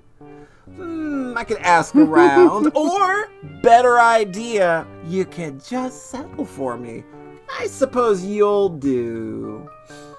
I present my hand, and Cardamon gives me an exaggerated bow. He pulls me in, albeit a little clumsily, with his gigantic demon hands. Always enjoyable to be swept under the arms of a larger man. My own hand is almost entirely consumed by his, unlike with Pastile's, which fits so... Pastile? Am I still comparing everyone to him? I shake the thought and return to the moment. Aw, the pair twirls around the dance floor, losing themselves in the music. After a while, Cardamon suddenly speaks up. Oh, I think I just realized where I know you from. Really now? Yeah, you were in the magazine I work for. I'm an editor. We used your photos for an issue a couple years back. What a coincidence! I used to do some modeling in the past, and in the past, it shall remain. I'm in a different line of work now. Oh, really? That's too bad. I always thought you looked amazing. I appreciate that. Well, this certainly complicates things. I'd much prefer to have been complete strangers. How unfortunate, just when I was beginning to enjoy myself. Wow, I can't believe it. I ran into you like this. Maybe it's a sign? Uh-oh. A sign of what, dare I ask? Bet you should come back to modeling. I can get you into our magazine again, if you're interested, that is. Oh, this is just... Yo, we are just like, you know what? We are crashing that plane right into the water. I appreciate the offer, but I've moved on. It put too much of a strain on my relationship with fashion, among other things. Well, at least take my card in case you change your mind. No, thank you. Don't see that happening. Oh, come on. You'd be so great. It feels like such a waste of time. I'm quickly growing tired of this. Thank you for the dance, but I really should be going now. Huh? Sure. That was fun. Perhaps we'll meet again sometime. Yeah. He's so gracious. Yeah, right? I didn't expect to be reminded of my modeling days of all things. Although his excitement was understandable, the way he went about it certainly ruined the mood. I hate to admit it. I was a complete hottie, just to be clear. I was gorgeous, great model. Absolutely. I hate to admit it, but I'd gone into this night far too unstable to begin with for such a small thing to get to me. I'm not even here on my own terms, am I? This was all to prove a point. That's certainly not in the spirit of a friendly soiree. It's best I just return home and... Periwinkle, wait! Oh no. He turns his head to find that Cardamon has chased after him, stumbling into the lonely night air. Hey, sorry if I said anything to upset you. Upset me? Perish the thought.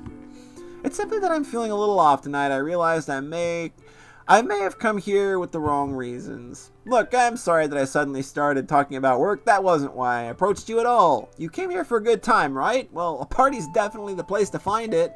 Heck, that's what I'm here for, too. So you're not wrong to come looking for that. He's completely misread the situation, although it is starting to look salvageable from here. Anyway, please forget about the magazine stuff. It doesn't matter. We were having fun before that, right? Dancing was nice, yes. I want to do more than just dance with you. Hey, no. Oh, there it is. Now we're getting somewhere. More than dance. What could that mean? Well, don't make me spell it out. A kiss, perhaps? Sure, and well, whatever else you'd like to do. As an incubus, I live to please. Since he apologized, I may as well. Kissing is a fine start.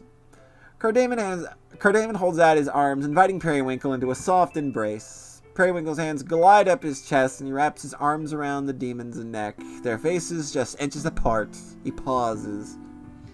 Oh, I expected him to close the gap. Oh, no! You are ruined! Pastille would have kissed me! I've grown far too accustomed to that. So my heart! Shit! This was a mistake. My heart! Periwinkle gives him a light peck on the cheek before pulling away. My apologies. I do actually need to get going now. Huh? I shouldn't have led you on. I'm terribly sorry. No, don't worry about that. If you don't want to, it's fine. I'm a little confused, though. Did I do something wrong? It's not you. You're very nice. Very firm muscles. Ha! Thanks. If it were any other night, things would have gone very differently. Please believe me when I say that. Seriously, is all this mysterious talk supposed to make me want you less? I'm sure you'll have great luck with the witches inside. You're very charming. Damn, well, alright. Get home safe, Periwinkle. Hope to see you again, and any other night, like you said. Thank you for keeping me entertained. Farewell. So gracious. Just a complete gentleman. Just what a gentleman. Periwinkle, I mean. Just like, completely like... Just like able to... Charming. Right, just to charm his way out of a very awkward situation. Mm-hmm. That is not an easy situation to get out of. I shouldn't have come. Graciously. Graciously, without looking like a complete and total fucking buffoon. What exactly have I proven here tonight? That I'm willing to pursue the first pink-haired boy. Oh my god, he had pink hair. Went right for pink hair. He had pink hair. Out of sheer desperation, I wanted asparagus to be wrong for once. To admit that I'm hung up on someone is just, I don't feel like myself at all.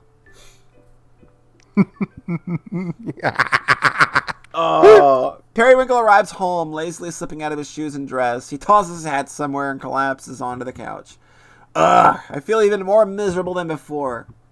Periwinkle finds himself staring at the front door, half expecting to hear a familiar knock. The state Pastille would find me in here if he were to show up tonight. I should get in bed. But he doesn't. Instead, he buries his face in the cushions and falls asleep. One of those nights. Chapter 4, Peach Blossom. So how about slow burn romance VN that starts with fucking? Right? Like, we already did that, and now we're doing the other stuff. Now we're just like, holy shit. That's crazy. Like, that's, you don't do, like, you never see that kind of pacing. And it's so smart. Fuck. Periwinkle bolts awake with the sound of a knock on his door. Ugh, what time is it? He rises from the couch and lightly treads over to check who might be visiting him so early in the morning. At first, I thought my eyes were playing tricks on me. It took several moments to register the fact that Pastille was on my doorstep. The knocking comes again, snapping me out of my stupor. One moment, please. Periwinkle gathers up the clothes he'd left on the floor and stuffs them out of sight. Next, he scrambles into the bathroom to check his makeup. Jesus Christ, you can't even just wake up and answer the door for this boy. Christ, you got it bad. Passable, considering the circumstances. Wrapping a blanket around his shoulders in an attempt to look half decent, he finally opens the door. Hi, I took the day off. Every time I see his face. I know, right? Just like, fucking gorgeous, adorable little muffin. Sorry, did I wake you up? Yes, I had a late night. Come in. I'll be ready in just a moment. Pastille is here, but why is he here? A day off? Not that he has the day off, but that he chooses to take it and then came here? Let's just put that aside for now. I need to get dressed. Periwinkle scurries back to his bedroom to change while Pastille waits politely by the door. So your day off, huh? And you chose to visit me? I'm flattered. Well, it's not just a visit. I was hoping to, take you on a date. What? Okay. Ooh, Boy knows he fucked up. Yeah. Boy knows he fucked up yesterday and he's trying to fix it. Oh, man.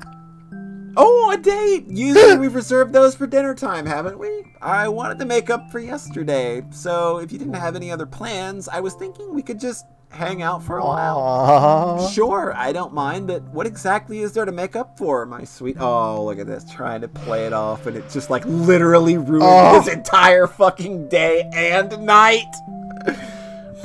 Yep. You know, how I told you not to come back to the shop, even though you only showed up to do me a favor. He has it completely backwards. Periwinkle pokes his head out from the bedroom to look Pastille in the eye. Au contraire, Pastille. I should be the one to apologize for putting you in such an uncomfortable position. I shouldn't have shown up unannounced. It wasn't my intention to cause you any actual discomfort. No, I don't think I clarified my boundaries from the beginning, so that's not your fault at all. Then it seems everything is fine now. Perhaps I could get to know those boundaries a bit better during our date then? Why does it sound suggestive when you say it? Periwinkle returns back to his room with a smile. This boy has truly caught me off guard. I'm almost frustrated that the spiral of guilt and confusion I lost myself in yesterday could be resolved so quickly. And that's all it was. I had merely been fixating on my mistake. It had nothing to do with Pastille per se. He just happened to be the one at the center of it, so of course all of my attention was unnecessarily directed towards him. I don't actually got it bad. Don't worry. No, it's not I don't bad. actually got it at all. I am literally... It was just totally random. I'm in just control. Random, you know? I am the one in control here. I got this. Don't you worry. Nobody gets one on over old Pastille. Or Periwinkle. Periwinkle.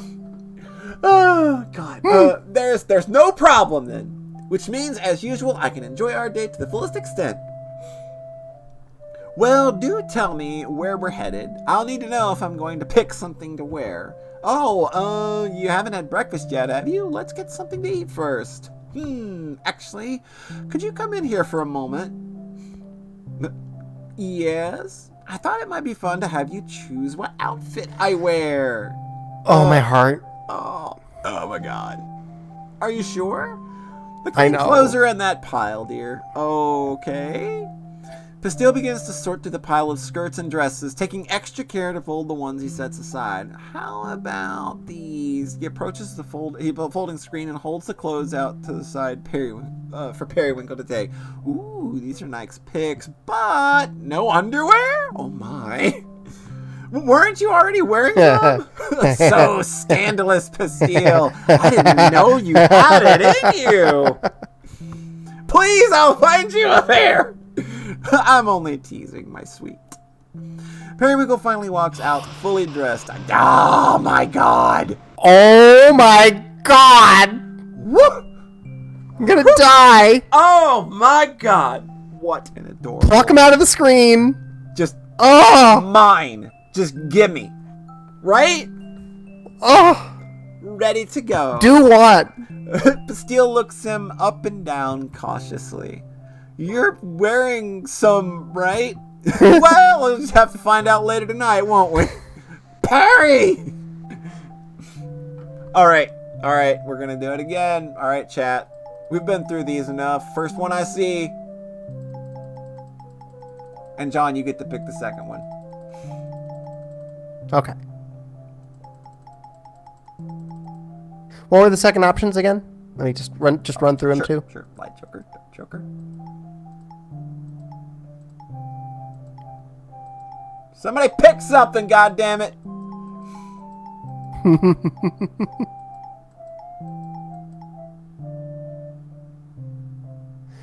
I'm gonna go with flower choker because we You're can going actually with see it now. Yeah, you don't get to see it in the cute dress.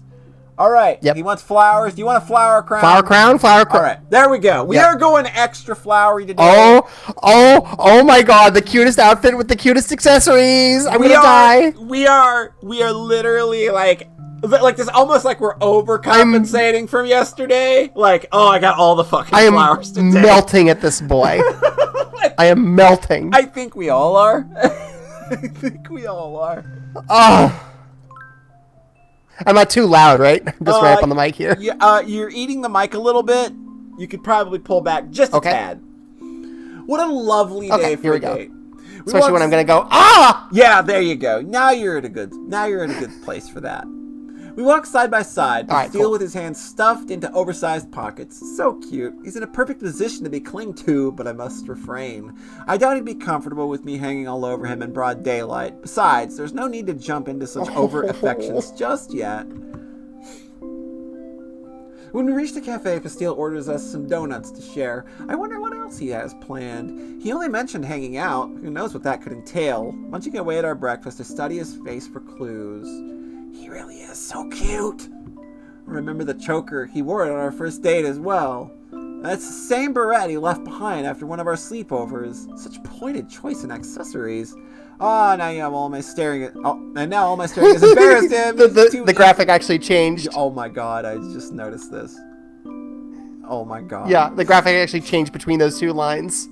He was seeing the staring during the internal monologue. Yeah, like you could see him staring, and then like it just boop. And now all my staring has embarrassed him. You're too easily flustered, my sweet. Forgive me for staring. I was trying to intuit what you might have planned for us after this. Oh, nothing in particular. Wandering around town is enough for me. I see. Loitering does facilitate conversation quite well. As long as we're out and about, we won't end up, is he just going to say it? You know! Of course not. I actually like when we get to talk. I mean, not that we don't talk when I sleep over. It's just a different kind. True. Sorry, now I feel like I'm talking too much. Not at all, my sweet. I have to say, I rather enjoy our chats as well, even if you can't resist cutting them short once we're behind closed doors. I'm really sorry! He's simply too much fun. But this is no time for my usual teasing. I can't forget what brought us here. This is the perfect opportunity to become more deeply acquainted. I'll learn about Bastille so that I don't end up crossing the line Acquainted? again. Look at this. Look at this. Acquaintances. That's all. It's fine. In the interest of defining boundaries, are there any subjects I should avoid bringing up with you? On that note, has there ever been anything I've said that's caused you discomfort in the slightest? Please don't hold back. Nothing really comes to mind. I mean, I've always felt pretty comfortable around you, so we could probably talk about anything and it'd be okay. Anything, really. Surely you must have some sensitive topics you'd like to avoid. I guess so, but I wouldn't really be worried about talking about them with you. Actually, you might be the most attentive person I've ever met. Maybe that's why I'm not worried at all. I'm glad to hear that. But you're certainly That's such a sweet compliment. Right? Like, it's just like... Yeah. I just want to pluck them out of the screen right now. But you've certainly piqued my curiosity. What kinds of sensitive topics, if you don't mind me asking? Like, for example, you've never made me feel weird about gender stuff. I'd certainly hope not. That one's a bit sensitive for me as well. See, that's why it feels okay to talk about with you. I'm not very masculine, so I get mistaken for a girl every now and then. Not that it's something I get mad about or anything. I've always dealt with it ever since I was little. Still, I think it bothers me in particular since, well, you know, I'm intersex. Okay. I gotcha. Right. I want to be recognized as a boy, but I like wearing feminine clothes too. Well, that's it exactly. I feel the very same. Right? Like, I don't want to be limited to presenting only one way, even if I'm fine with boyish clothes too. For me, it's simply about looking beautiful. I dress to fit my ideal. It's not a matter of gender, I can but only aesthetic. live according to my ideal. I can only live to my highest ideal. These are the clothes I feel best in. You look really good in them too. Why, thank you, I must say. Your sense of style never fails to impress. I'm glad you like it. Bastille sips his drink while Periwinkle continues. When I was young, I didn't really have the confidence to dress so beautifully. How can I even imagine? Can you even imagine it? You without confidence? I'm not sure that's possible. Right? I suppose I was a different person back then. When I grew up, things were much more black and white. You were either a boy or a girl, and you had to dress accordingly. Ah, that sounds harsh. It very much was. It was completely miserable.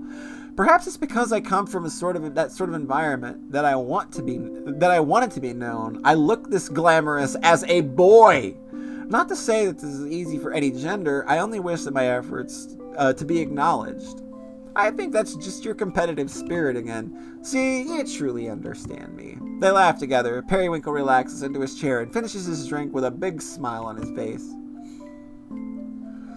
Pastille and I depart from the cafe and make our way down the street. With no destination in mind, the details of our surroundings, things I've never really paid any mind to, make themselves known. Aromas from the bakery, the flower shop, I cannot say that word. Each distinct and enticing. I'm left with a peaceful feeling as we pass each of them by. Now there's a fun idea, a scent that transforms over time, giving you a sense of peace. Ah, but I shouldn't be thinking about work while I'm on a date. I turn my attention back to Pastille. Patissiere. It's that word. Pissiere. It's a pissiere. With gender thoroughly discussed, the next personal question would have to be, sexuality. Which type of partner gets you the most hot and bothered? No, you can't just shout those words in the middle of a crowd. Yes, you can. You literally can. Did we lose John again? Okay, John's restarting his computer, so he'll be back.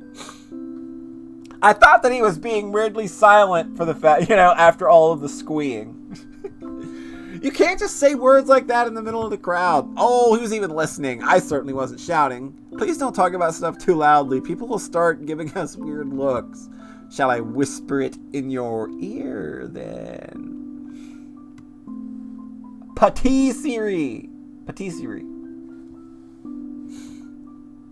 Shall I whisper it into your ear, then? That's even worse. Oh, now who's shouting? Pastille glances around, but despite his outburst, Periwinkle was right. No one had turned their way. Sorry, I guess it's okay.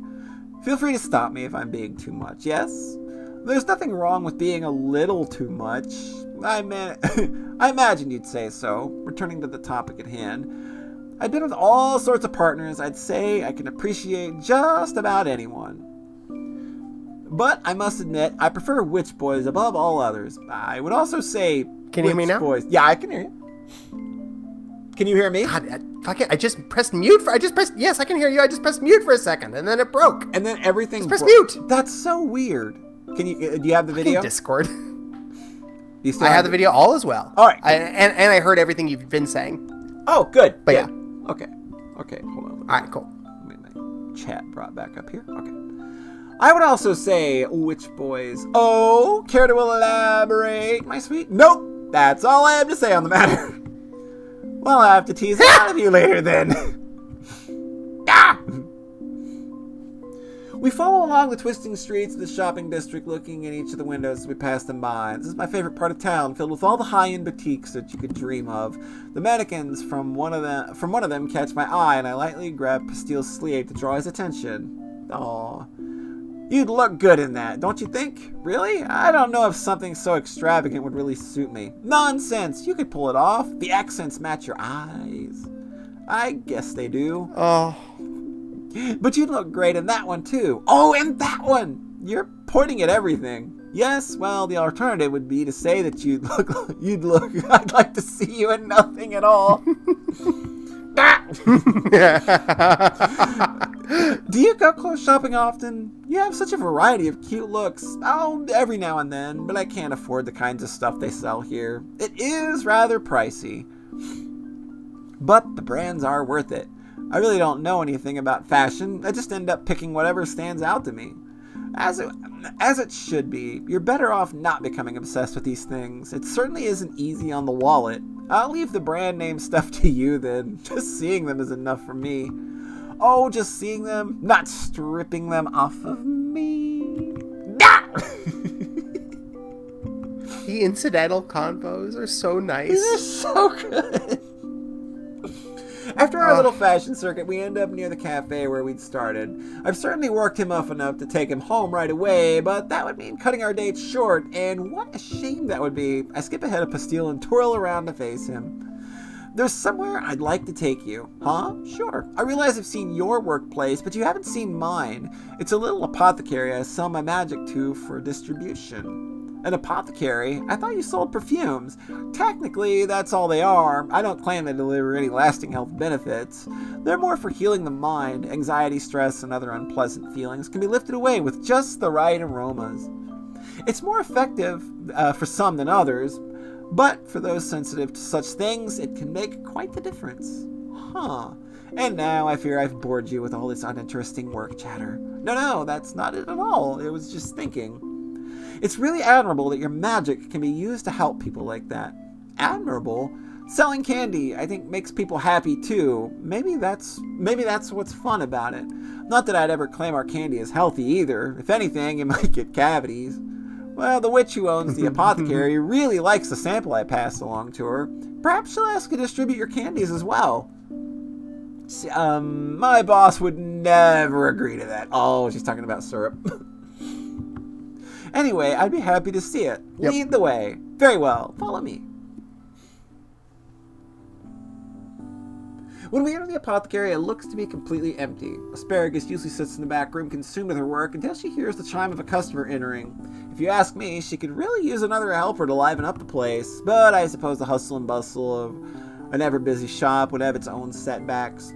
Feel free to look around. I'm going to go and greet the owner. Sure. Periwinkle leans over the counter to peek into the back room. Asparagus, you have a customer. Oh, Periwinkle, didn't expect to see you back so soon. I brought Pastille. We're on a date. Okay. She looks over. Okay. Okay. Just deads it right there. Just done. She looks over at Pastille, who waves when he notices he's being watched. Asparagus turns back to Periwinkle. I take it you decided not to heed my advice. What advice? Why bother coming to me if you're just going to do whatever you want? Well, whatever. Is there a reason you're here?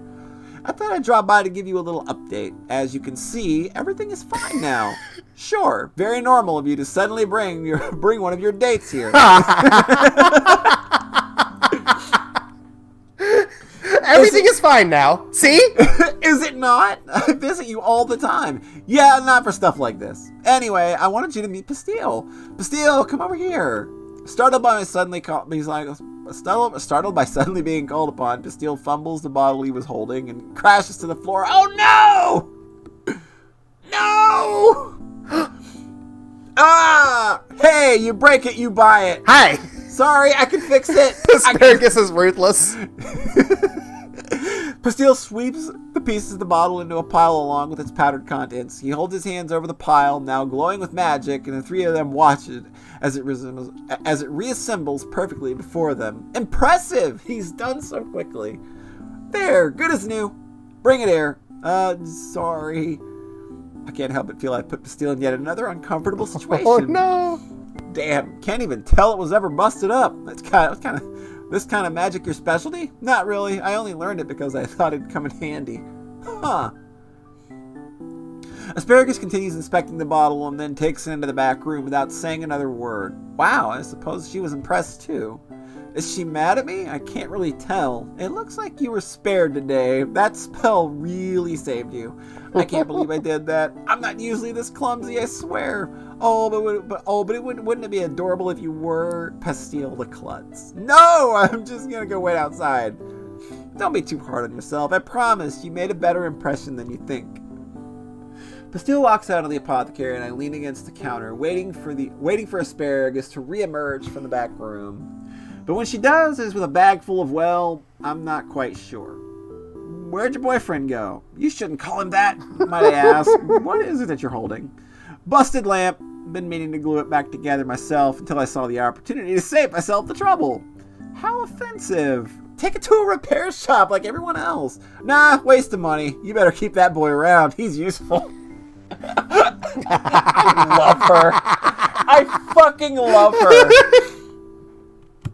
Fantastic. You've certainly changed your tune. He's cute. I get a good vibe from him. Anyway, bring him back sometime so I can get this lamp fixed. Got it? He won't be doing that. Seriously though, where I'm from, we were taught that you could tell a lot about a witch from their magic, and his? Very empathetic, sincere, compassionate. Well, you aren't wrong, but how can you judge that sort of thing after witnessing one little spell? Ha! Wouldn't you like to know? I don't need your superstitions. I have a date to get back to. All right, have fun, Periwinkle. Oh, I very much intend to. I intend to, if you know what I mean. Believe yes. me! Yes, Periwinkle, we do. Miss Asparagus, believe I will be very tired in the morning if you catch my drift. Uh-huh. I like the intimacy of Periwinkle introducing Pastille to his one friend. Yeah, that's exactly what's going on. You get this is the meet the parents kind of talk, right? Yep. Smiling to himself, Periwinkle strides confidently out the door where Pastille is waiting. Hey, do I still need to pay for that bottle? She didn't mention it. Oh, I'm glad I could fix it. I was worried it might be expensive. You never told me you were so good with magic. As I recall, you said you'd been living without it.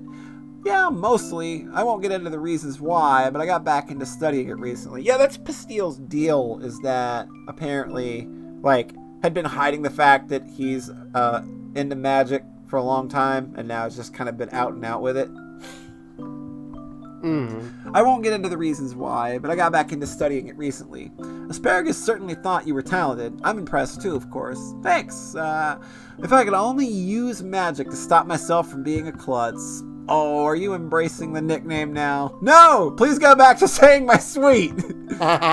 Oh, if you'd like it so much, I suppose I have no choice. I just meant... Never mind! Don't call me anything! Oh, Pastille.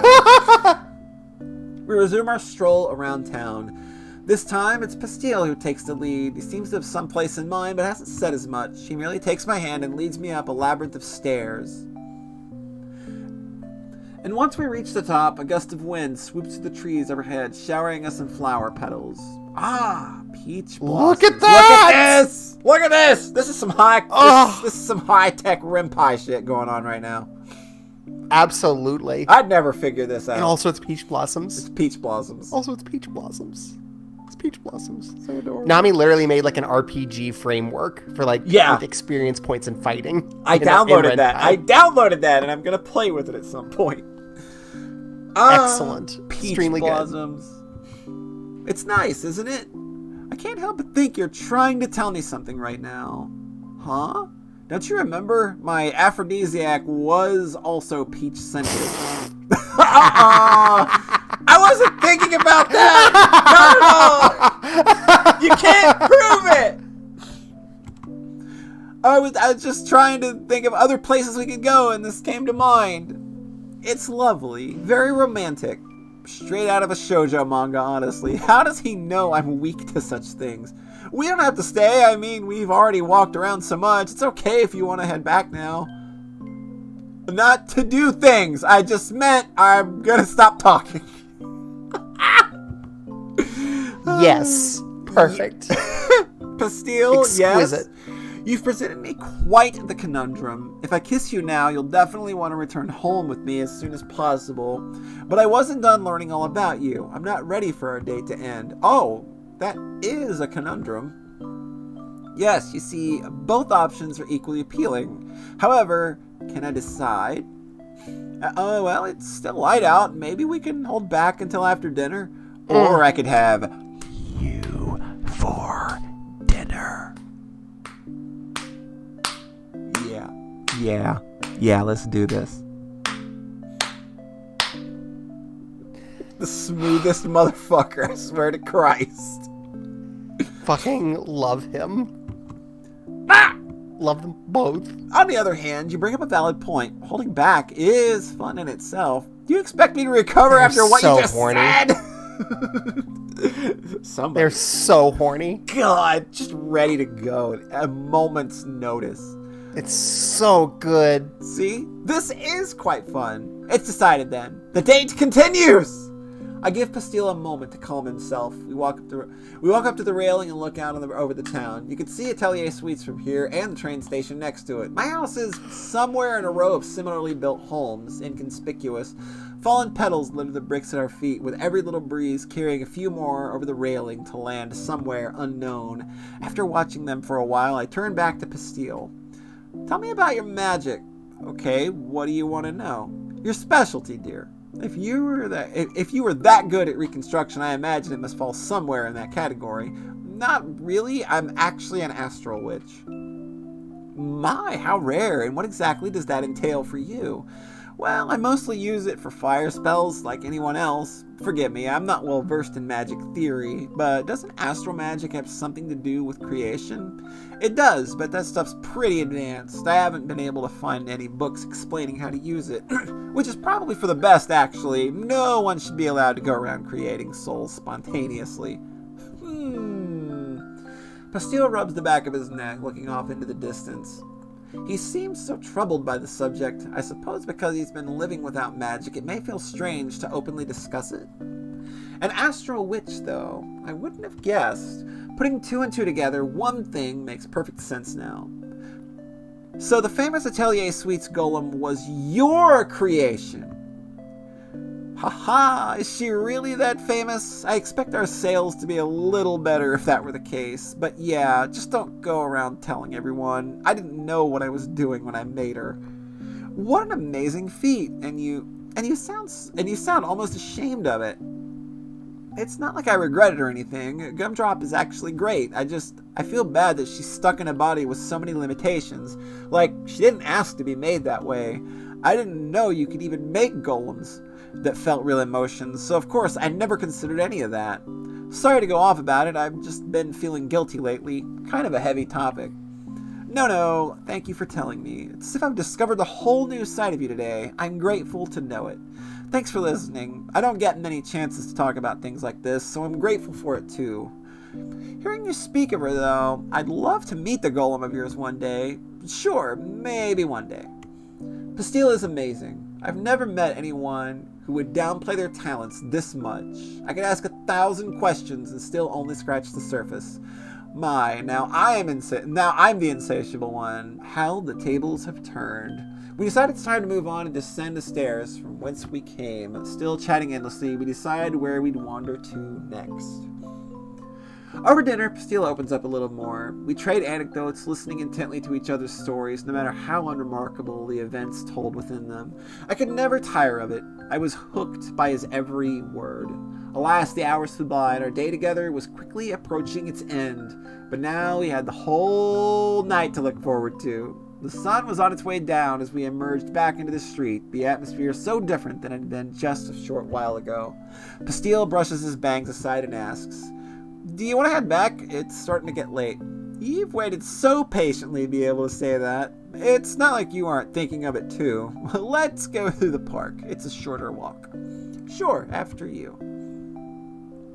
Periwinkle extends his hand, which Pastille takes without hesitation. Under cover of dusk, they walk toward the park, with fingers gently intertwined. The park, during twilight hours, is nearly always deserted. Tonight was no exception. We had the entire place to ourselves. This way, I can cling to Pastille all I want. And on top of that... What are you smiling about? Finally, no one's around. We can talk about all the inappropriate things we want. I knew there was something dangerous about taking this shortcut. It's okay then, right? No one will overhear your lascivious confections. Okay, what do you want to know? Oh, I didn't think you'd actually agree. I don't have anything prepared. What? Really? How anticlimactic. Unless you're dying to tell me how much you love... It's okay, Periwinkle. It happens to everybody. How much you love being domed. I'm not gonna say that! Any fetishes then? I have experience with all sorts, you know. This is too much! I need to sit down. Pastille begins his retreat to a nearby bench. Are you perhaps into fooling around outdoors? That's illegal! That's illegal! That's illegal!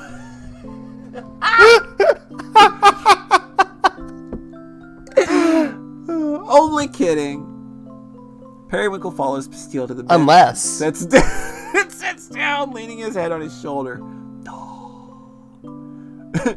Your sweatshirt is so warm. Are you upset with me for suggesting such a scandalous idea? No, but if you cling to me too much, I'm worried I might change my mind.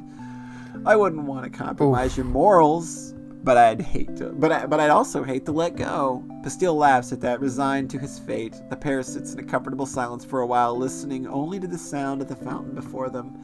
Periwinkle can start to feel himself being lulled to sleep by it, and so he tries speaking up again. I don't know what it is about you, Pastille. We've talked all day, and yet I still don't feel like it's enough. I didn't really expect to be out this late either. It just kind of happened. This is all supposed to be foreplay, wasn't it? Forgive me for putting it so bluntly. I guess it was. Pastille, we have to get back to my place so I can fuck you.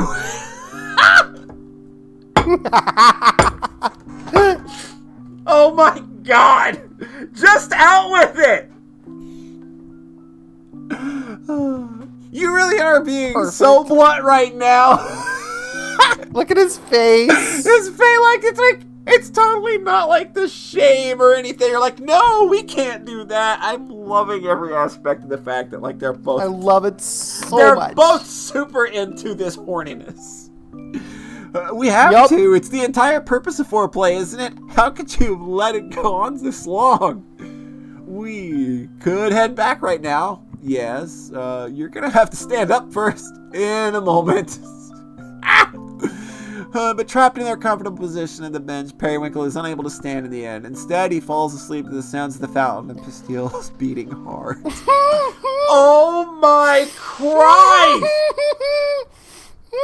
Oh my God! All right, we're definitely past the halfway point.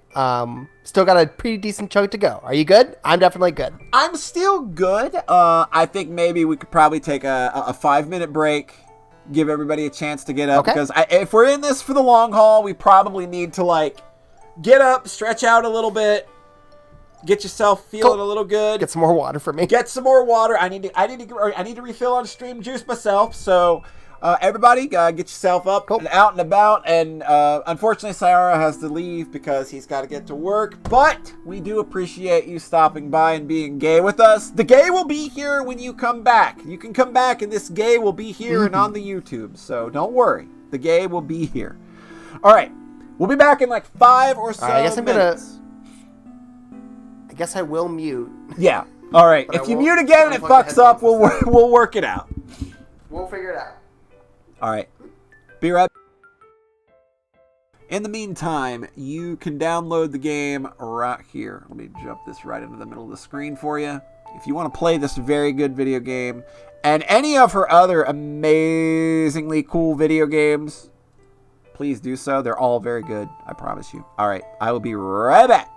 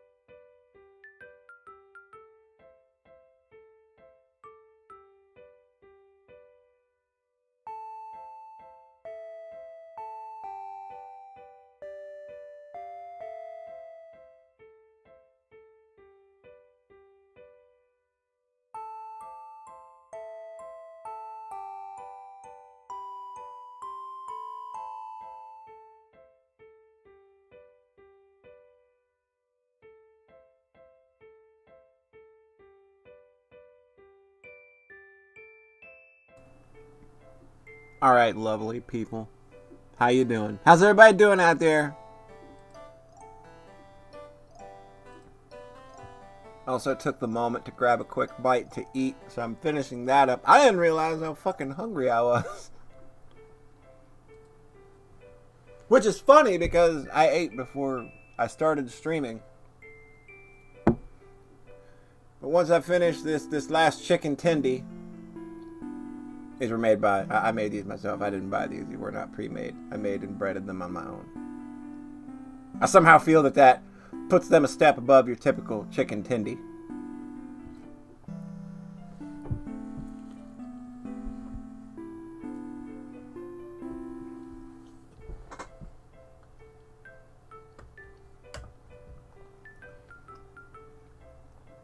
I thought that said you drew a big mass of feces for a moment. And I was about to ask, good God, why? You ate chicken wings today. Very good choice. I like my chicken wings too.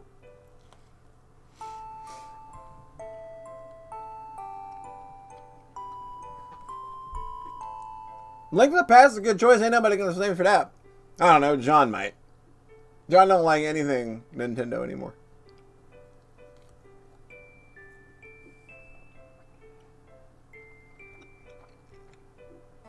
Oh, I was pretty sure it wasn't. It's just my brain when I first saw that message said massive feces. It was like, what the fuck is going on here?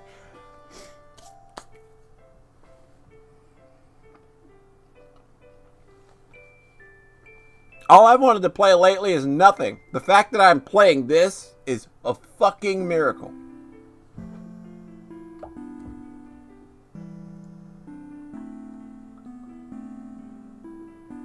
Oh man, I am so mad that all the chicken tendies are gone, though. Those were actually really good. I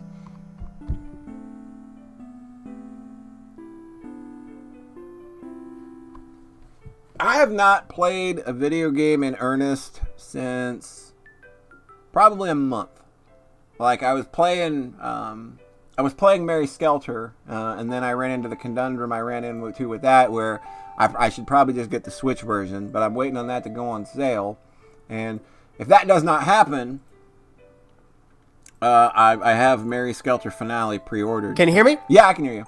And I have that pre-ordered. Oh my god! It literally, if I mute it, it literally breaks. That's so weird. What the fuck? Are you on the desktop app or are you using the website? I'm using the website. Oh, that's fucking why. The That's probably website's garbage. Use the desktop app. Okay, I'll switch. I will download the desktop app before the next podcast. All right, that's a good idea. But I heard about your good chicken tenders, and I'm jealous. Oh, they're gone though. I made a mistake. That's the like I didn't make enough. Like I thought that when I made the ones I made earlier, that'll be enough.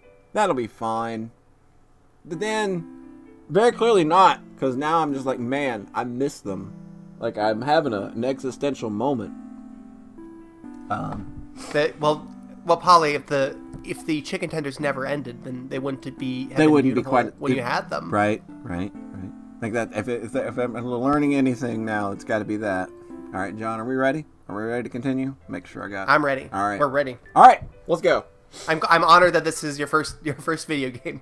This is my first video game in a fucking month. Yeah, like the last thing I played, I was explaining was the last thing I played was Mary Skelter, and then I ran into that conundrum of, well, I can't finish this version. So it's either get Mary Skelter 2 or just wait until 3 comes out and read through the visual novel form of the first 2 games. So whichever comes first. Bizarre. Yeah, that's how it be. So it goes. But, like, everybody's also posting about Nier, and it's taking every bit of my power to not just go buy it right now. But it's just like, but the PC version sounds jank. So. Yeah, that's rough. Yeah. Alright, let's go. Alright. Periwinkle wakes up in his bed the next morning, alone. Pastille. No response. No evidence of him either. None of his clothes laying about. No blankets out of place. I'm wearing pajamas, though I don't remember changing into them. In fact, I don't remember coming home at all. Oh, did I fall asleep then? I vaguely remember being carried, but He pauses, and then suddenly throws the covers off himself and leaps from bed. Give me a moment. I have to actually take care of something. Okay.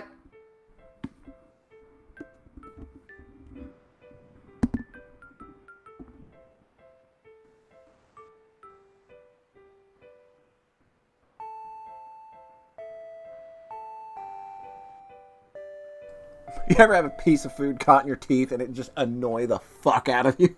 Like, yeah, this stream is not continuing. It's like This cannot continue. my body is like, no, that's still part of chicken tendy. I need to preserve that.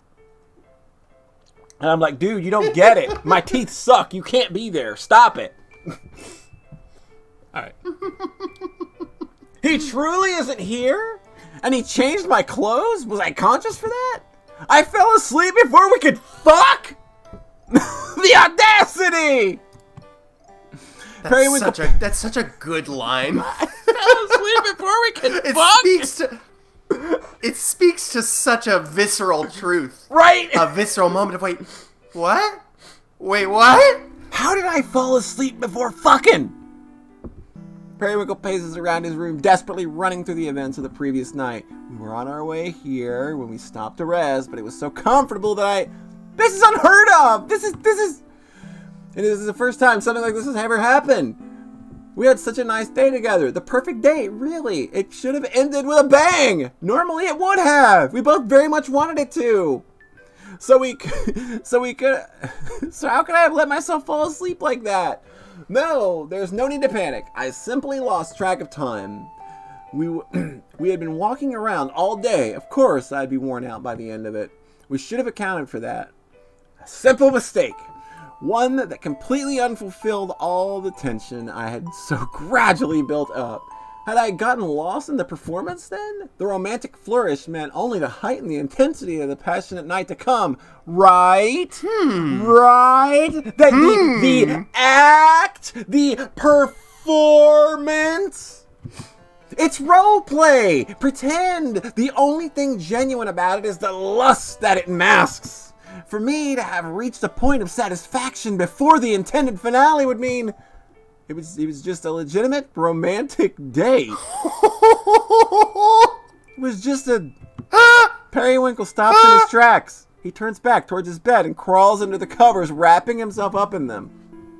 Have I ever had one of those before? I mean, I certainly don't expect every date to end in a sexual encounter. Sometimes a partner just isn't ready or something comes up. It isn't that sex was owed. No, it's that we never even reached the bedroom. That's never happened.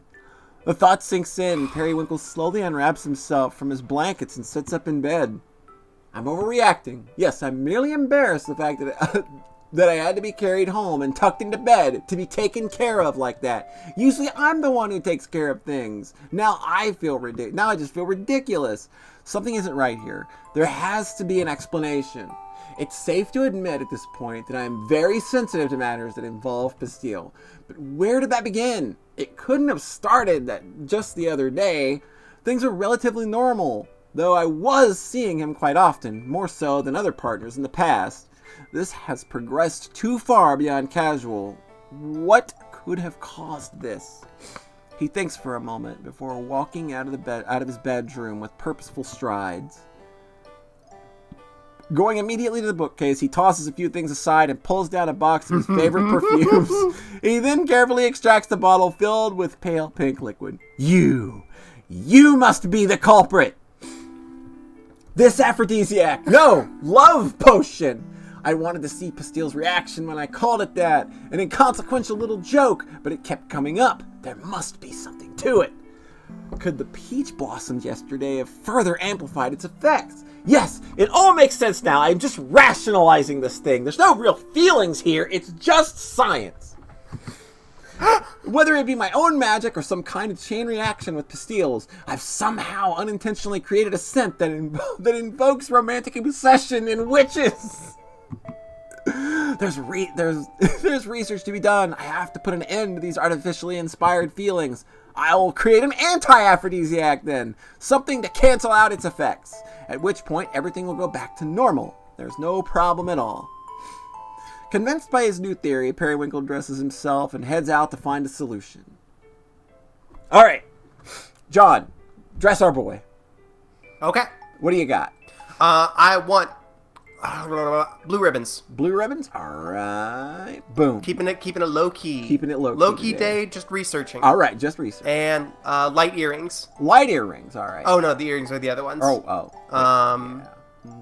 Yeah, let's go with light choker. Light choker. All right. These are back. I think it was the first. Yeah. All right. Boom. All right. I had directly. Is it? By the way, are the various? I want. Damn, I wanted to say ejaculations. Are various noises okay throughout? John, your various ejaculations are fine. Cool. You're good. You're Good. good. You're good. I head directly to the potion supply shop just a few blocks away. I think you were looking for interjections. Yeah, it's brimming with references. I mean, ejaculations. Ejaculations is works pretty for much what. Given the material we're working with here, and also your absolute adoration and excitement for. It also is a word people use to mean like an interjection. yes, all the time. That is. People always say that. All right, continue. Stupid joke. It's brimming with reference materials. Though I usually only come to purchase magic containers, the vials to hold my perfumes. We've come a long way since wand jokes, I think. Navigating the shelves is the vials to hold his cum. Yeah. 15! Navigating their shelves. This boy could put out 15, I think. He's got the drive, I think. Semi-auto. Yeah, parry. just ready to go. Pop! Navigating their shelves of spell manuals and encyclopedias, I find myself somewhat overwhelmed, but soon the shopkeeper comes to my aid. Hey, I'm ready. That cute fucking look at this. Look! Absolutely. I know. Adorable. Good afternoon, Periwinkle, and what might you be looking for today? New bottles? A book? No, I'm probably going to need 15 more bottles. A book, perhaps? Me? I'm ready. It's lovely to see you. I'm strictly here for business. Playing the professional today, I see. Your loss. Few witches have ever come close to my level of flirty energy, but Amoretti is one of them. We may have fooled around at a party once or twice, but who's to say? As much as her company would be welcome distraction, I'm afraid removing my self-inflicted curse takes priority. There is actually something you can help me with. But first, would you happen to know anything about aphrodisiacs? Aphrodisiacs, magic that sways the heart, stimulates the libido. They do end up being classified as dark magic because of the manipulative aspects, but a few popular spellbooks happen to contain instructions for consensual usage. Is that what you'd be looking for? Yes, or rather, assuming those books also contain instructions for canceling the effects. Did something go wrong in the bedroom? You can tell me. Nothing to get too embarrassed about. No, it's much more complicated than that. Which spellbooks did you say I could find this information in? I'd like to look through them if possible. You're lying to me, aren't you? You just want to learn those spells to spice things up in the bedroom. Not everything is related to sex, I'm ready. God! God! Outing. There's a level of writing here that is off the fucking charts right now. It's so smart. God. There's so much to it. I hate that it's so smart. It's Not everything is related to sex, Amoretti. Love then? No, you aren't the type. Come on, why don't you just tell me? I can't help if you want to give up any details. All I want to know is whether or not aphrodisiac-induced feelings of romantic love can be nullified. The details aren't important. So it is love! Why does she insist on wasting my time? A large resounding thud from down the aisle startles both Amoretti and Periwinkle. The pair turns to see a much shorter witch standing there fuming. Uh-oh. Oh my god. If you have to listen to you nasty witch ignoramuses babble for another second, I'm going to lose it! There was another customer here? How long have they been listening? First off, stop conflating aphrodisiacs for love potions. They're entirely separate categories. A witch who sells potion supplies should at least know that much. You sell a whole book about it right here. She gestures to the thick tome she had slammed onto the floor at the beginning of her outburst. So that's the one I was thinking of. Yeah, you'll find everything you need about canceling your love spell in there, Periwinkle. No, you won't. He won't. Because it's not a freaking love spell to begin with. I find it majorly unlikely someone's able to pull off a spell like that when I've been trying it for literally years. Ah, well, thank you. That certainly answers my question. Since you're familiar with these things, I must ask, if it's not a love spell, could it have been a side effect of some other type of magic? Ha! A side effect. You think it's so easy it could be tacked on just like that. Placebo effect is more like it, in which case all you'd need to do is stop thinking about it and go away, dumbass. Oh really? That saved me so much trouble. Thanks for the advice. Perry being gracious even in this situation. He's so nice. God, I want him to be my boyfriend. Oh. God. If that shopkeeper would have done her research, it's like the Karenest witch I've ever fucking seen. The witch's angry shouts, who's just been busy, and you get this whole story because you know that her obsession for years now has been trying to make a love potion. Right. Wonder why that's not working out for I her. wonder why she's so angry. Yeah, I can't figure out why. I can't, like, with such a shining personality, I can't imagine why she would need a love potion. The witch's angry shouts fade into placated mumbles as she storms out of the shop. You handled that so well. You should work in retail. Although I'm the one in need of a new career now after that exchange. Amory gives a nervous laugh and steps away to return to the spellbook to its proper shelf. After bidding her farewell, Periwinkle exits the store to begin his short walk home. A placebo. Of course, it's just a placebo. I should have thought of it sooner. There was never any cause for alarm. This is just like before. It has nothing to do with Pastille. It just happens to be the one my mind is fixating on. It's precisely as the temperamental little witch said. If I stop thinking about him, the problem will resolve on its own. And so, I must take a few days to focus on myself. At least until I can find my way out of this odd state I've ended up in. Operation Stop Thinking About Pastille. Day 1!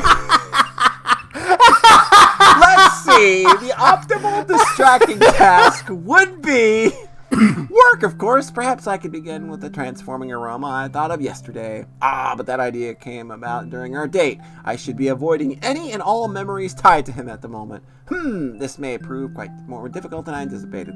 No matter, I'll just warm up a nice bergamot?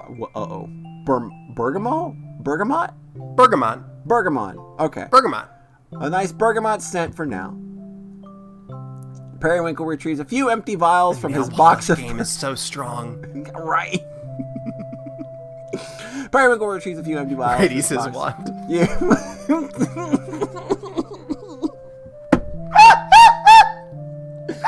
God. But instead of the bright green drops he expected, what comes out is a familiar pale pink. Oh my God. A familiar off-white.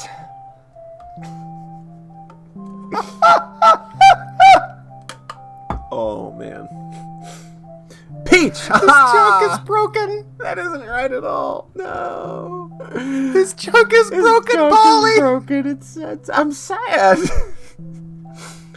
He seals the bottle and moves on to the next, which, much to his dismay, yields the same result. Okay, magic's tied to emotions. I mustn't get frustrated. I have to focus. Deep breaths. It never helps to force it. Just imagine the desired scent, and he tries for a third time. He's on number 3 already. And yet, Peach again! This is a waste of supplies. So much for my attempt at diligence. If I can't conjure other scents, I'll just have to find something else to occupy my time. Housework! I can finally get some chores done around here. Nothing could possibly distract me from finishing them today. They are the distraction. Oh, that's right. I still have laundry to put away, don't I? Periwinkle walks into his bedroom to face a pile of clothes he hadn't folded yet. Oh no.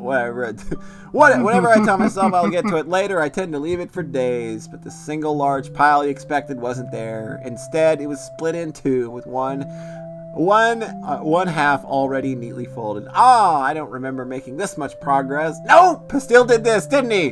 When he came to pick me up yesterday. Curses, he's too good. I can't touch this right now. Periwinkle gobbles a pile of neatly folded clothes with the rest of the unfolded ones in retaliation. There. One less reminder to worry about.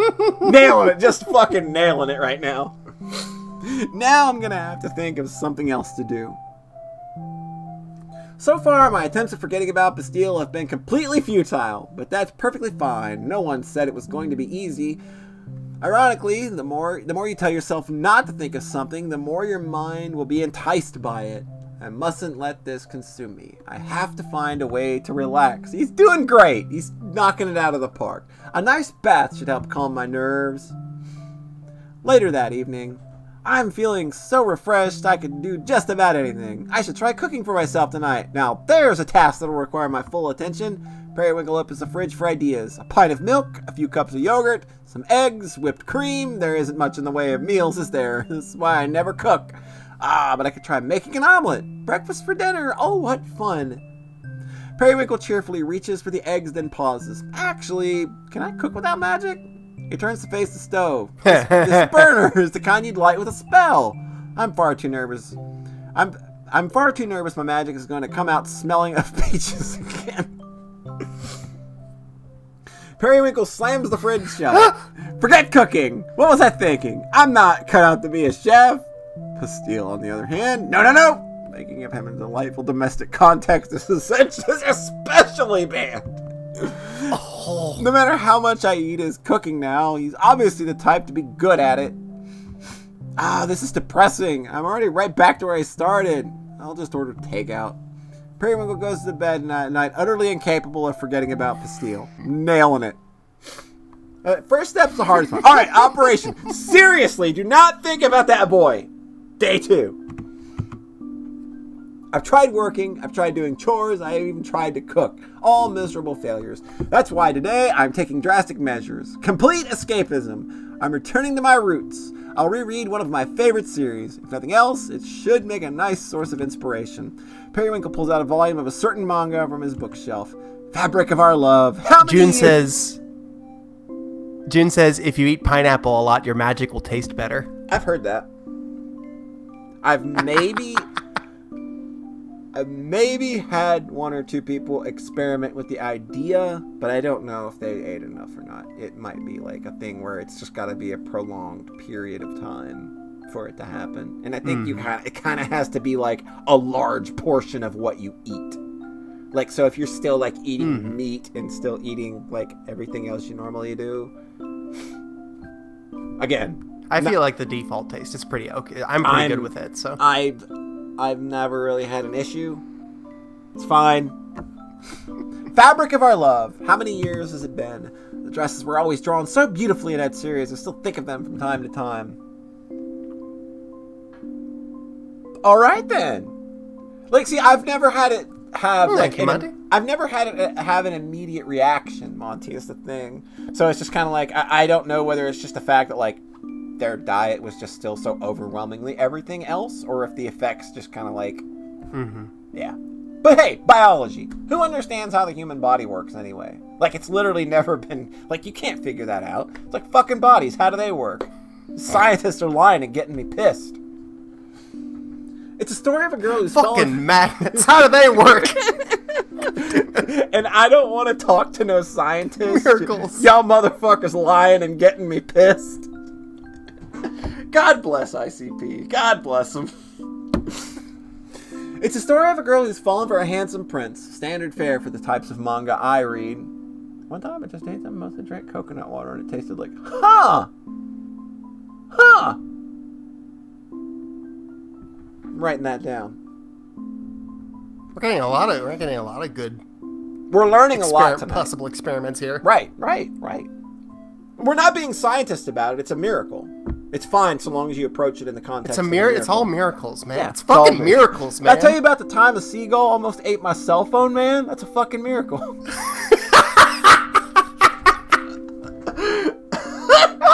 God. I know that it is so fucking 2008 or something to be laughing at miracles, but like, I think it's timeless. It's fucking timeless. Her mother is a talented seamstress who designs all sorts of dazzling gowns for her to wear, and when the prince sees her in one, he becomes smitten with her. At first, she's in heaven. This is the prince of her dreams, but soon she wonders if the prince is only attracted to the dresses, the glamour, and not the poor girl underneath. Until the prince reveals, I shouldn't spoil it. The ending is too sweet. After admiring the cover art for a while, Periwinkle finally opens the book and begins to read. Just as lovely as I remember. Such delicate line work. Oh my god. I wouldn't blame that prince for noticing the dresses before the girl. They really are beautiful. Come to think of it, the way the prince is drawn, his short, fluffy hair, his gentle features. Periwinkle closes the book in a panic. That was dangerous. I can't risk even thinking his name. There's even a later chapter where he's dressed in a servant's clothing. There are too many parallels.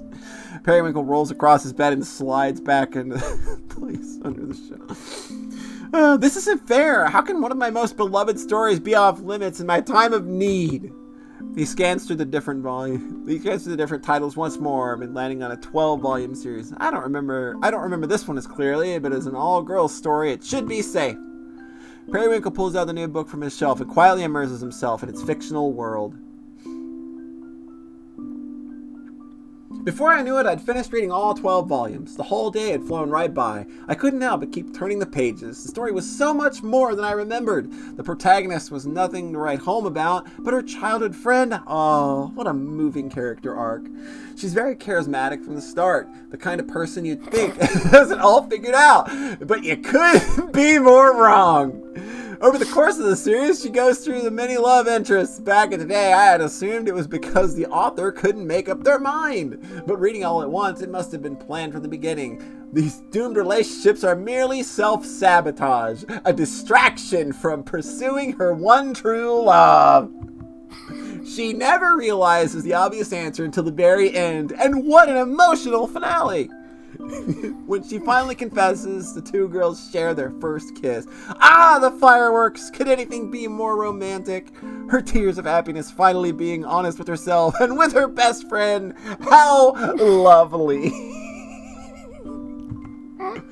The well of loneliness that is her character was portrayed so flawlessly. She's the most real of them all.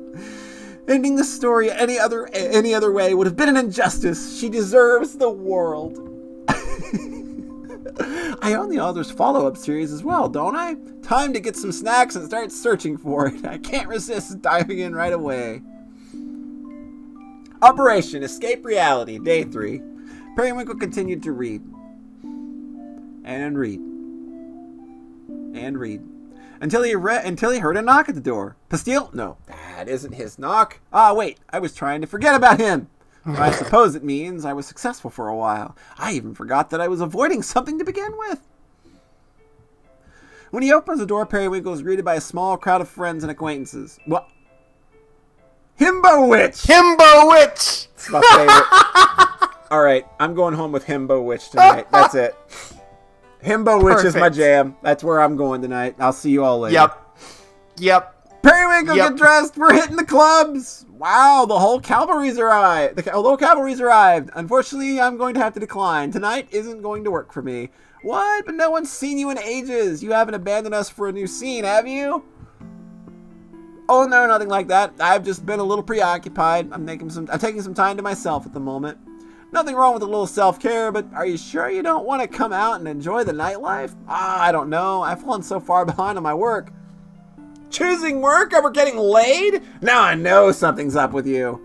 How offensive. I have more going on than just going out and flirting with everyone I meet. Of course. I do appreciate the invitation, though. Thank you for thinking of me. We just had to come and make sure you were still alive. The clubs are lonely without you. I'll have to make my grand return some other time then. Have a lovely evening. I went with Himbo Witch. Like, I'm gone. The group waves there we goodbye go. and disappears into the night. It's been a while since I've had to turn them down. Periwinkle leans back against the door and sighs. I'm definitely not in any state to go clubbing right now. No matter how much it warms my heart to know that I'm missed, I won't be making the same mistake as the other night. I can't go recklessly diving into comforting arms of another as soon as my mind is still hung up on Pastille. But how long will I remain in this state? Shutting myself away, binge reading comics?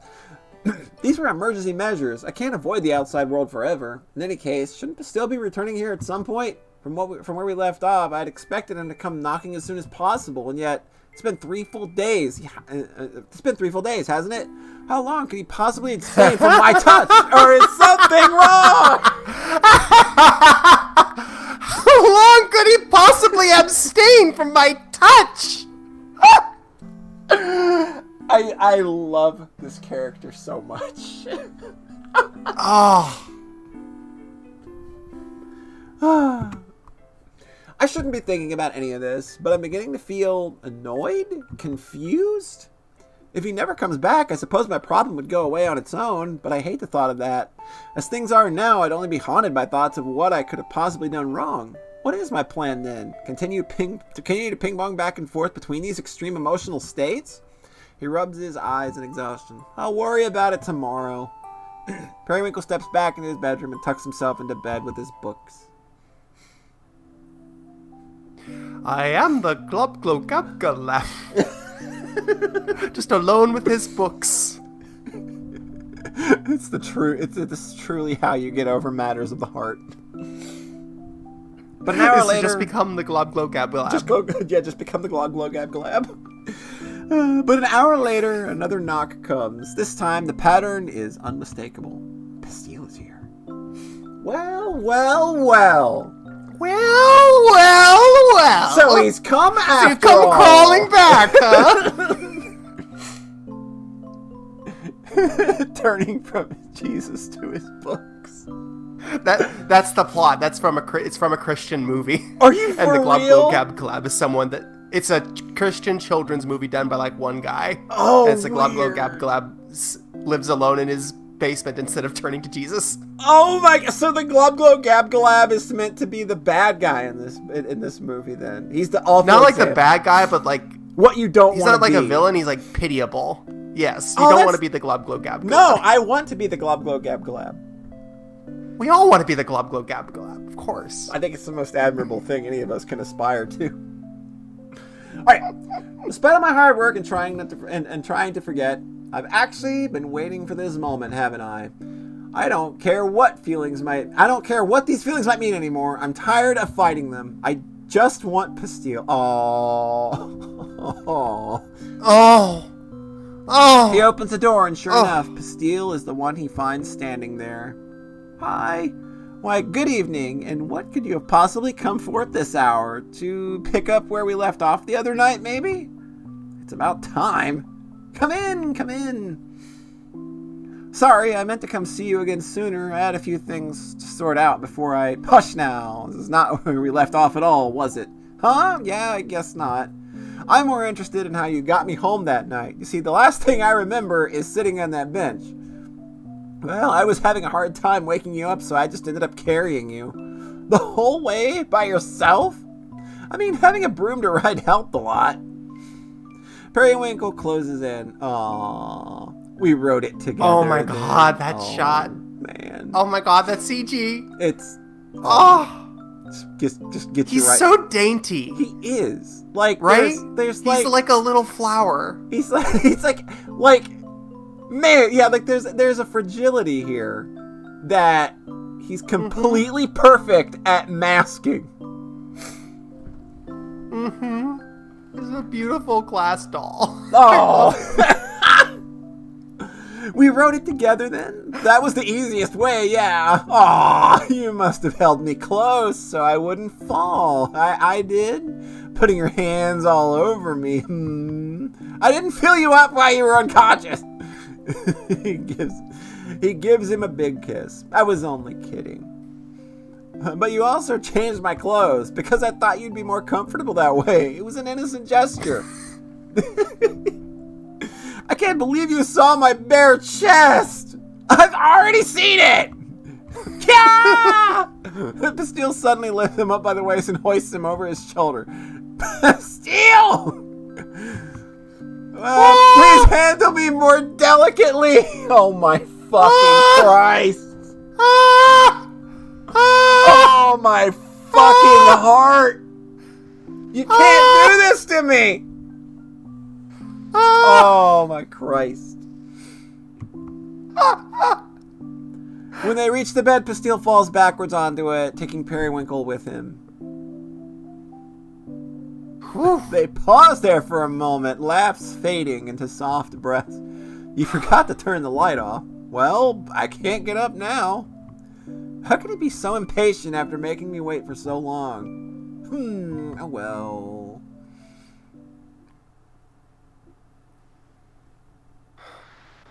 Woo! Woo! Oh yeah, Tom. Oh yeah, Tom. We get it. This is a spicy relationship. Uh-huh. Uh-huh. Woo! I awake to a rustling sound. My bed is empty again, but when I roll over, Bastille is there, standing in front of my closet. I sit up, rubbing the sleep from my eyes. He's holding a box as he lifts it to the top shelf. Its contents shift, making a chattering sound. Utterly confused as to what he's doing, I finally call out to him. Bastille? Sorry, I didn't break anything, I promise. What are you doing in my closet? Huh? You said I could clean up. Huh? Oh, is there anything I won't agree to in my sleep? I'm sorry, I thought you were awake when I asked. I'll stop. It's fine, I just didn't expect to wake up to you rifling through my things. It really wasn't my intention, I just felt like organizing stuff. What do people normally do in the morning after? I guess I should have made breakfast. Oh, I want to eat pancakes. Right, I'll make some. Bastille practically bolts from the room to get started on cooking. Oh, they're gonna have the eating scene. John is here for it. The visual novel eating scene. The essential visual novel eating scene. Yep, we've had this, but now we're getting like the more like, okay, characters really involved. The domestic version of that. We're finally here. Mm-hmm. We finally reached peak John territory. Mm-hmm. Looking around the room, he did much more than organize my closet. The books I'd been reading were all tucked back into the proper places on the bookshelf. The clothes that had been strewn across the floor and otherwise left hanging in ridiculous places now sat in a hamper waiting to be washed. Even the pile of unfolded laundry I had previously abandoned was now absent, properly folded and placed into the appropriate drawers by Bastille. In a word, I was in awe. How long had he been at this? And all while I slept? It shouldn't even be possible. I have so much more floor space than I remembered. Swoon! How did he manage to do that? Periwinkle puts on a fresh pair of pajamas and walks out to the kitchen in a daze. Hey, pancakes are ready. Ooh, is it too soon to say I love you? Aw, look at this. Them some good ass fucking pancakes. I made some good ass pancakes Friday that were really, really good. I had them for dinner too, cause fuck tradition, right? I can have breakfast. Breakfast for dinner. What fun! Exactly. What fun! Hell yeah! It looks like we might be dropping some frames here. We're gonna try and ride through it. You just tweet through it. That's how you do it on Twitter, anyway. You tweet. Okay.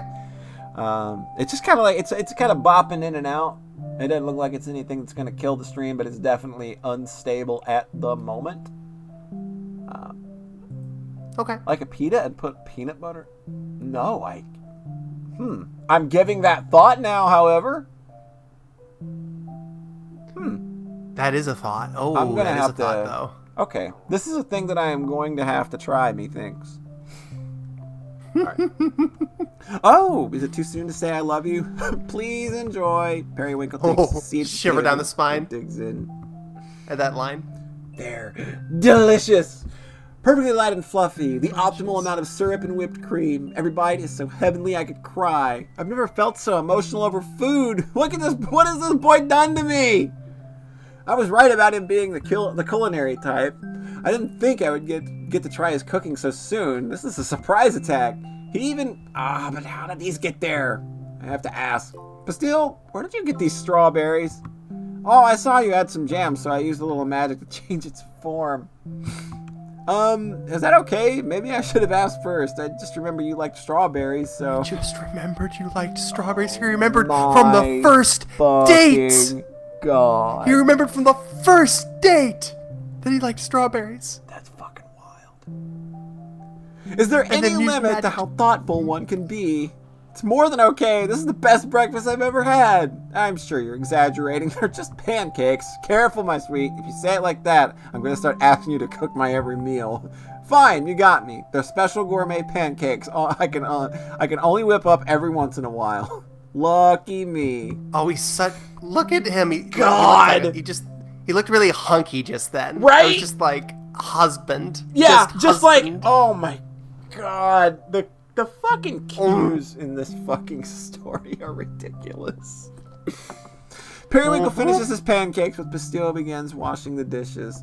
This may be the most spoiled I've ever felt. Being with Pastille is like getting caught in an endless whirlwind of positive feelings. No wonder I've become obsessed with him. This boy is dangerously kind. After these past few emotionally tumultuous days, how could I possibly turn away from his comfort? Periwinkle rests his elbows on the table, head tilted into his palm as he watches Pastille in his kitchen. Out of curiosity, earlier, before I woke up, what made you ask to start cleaning my room? Oh, I noticed as it was getting harder to walk around. I think I stepped on some of your clothes when I carried you there last night. Sorry. No, there's nothing to apologize for. It was fun.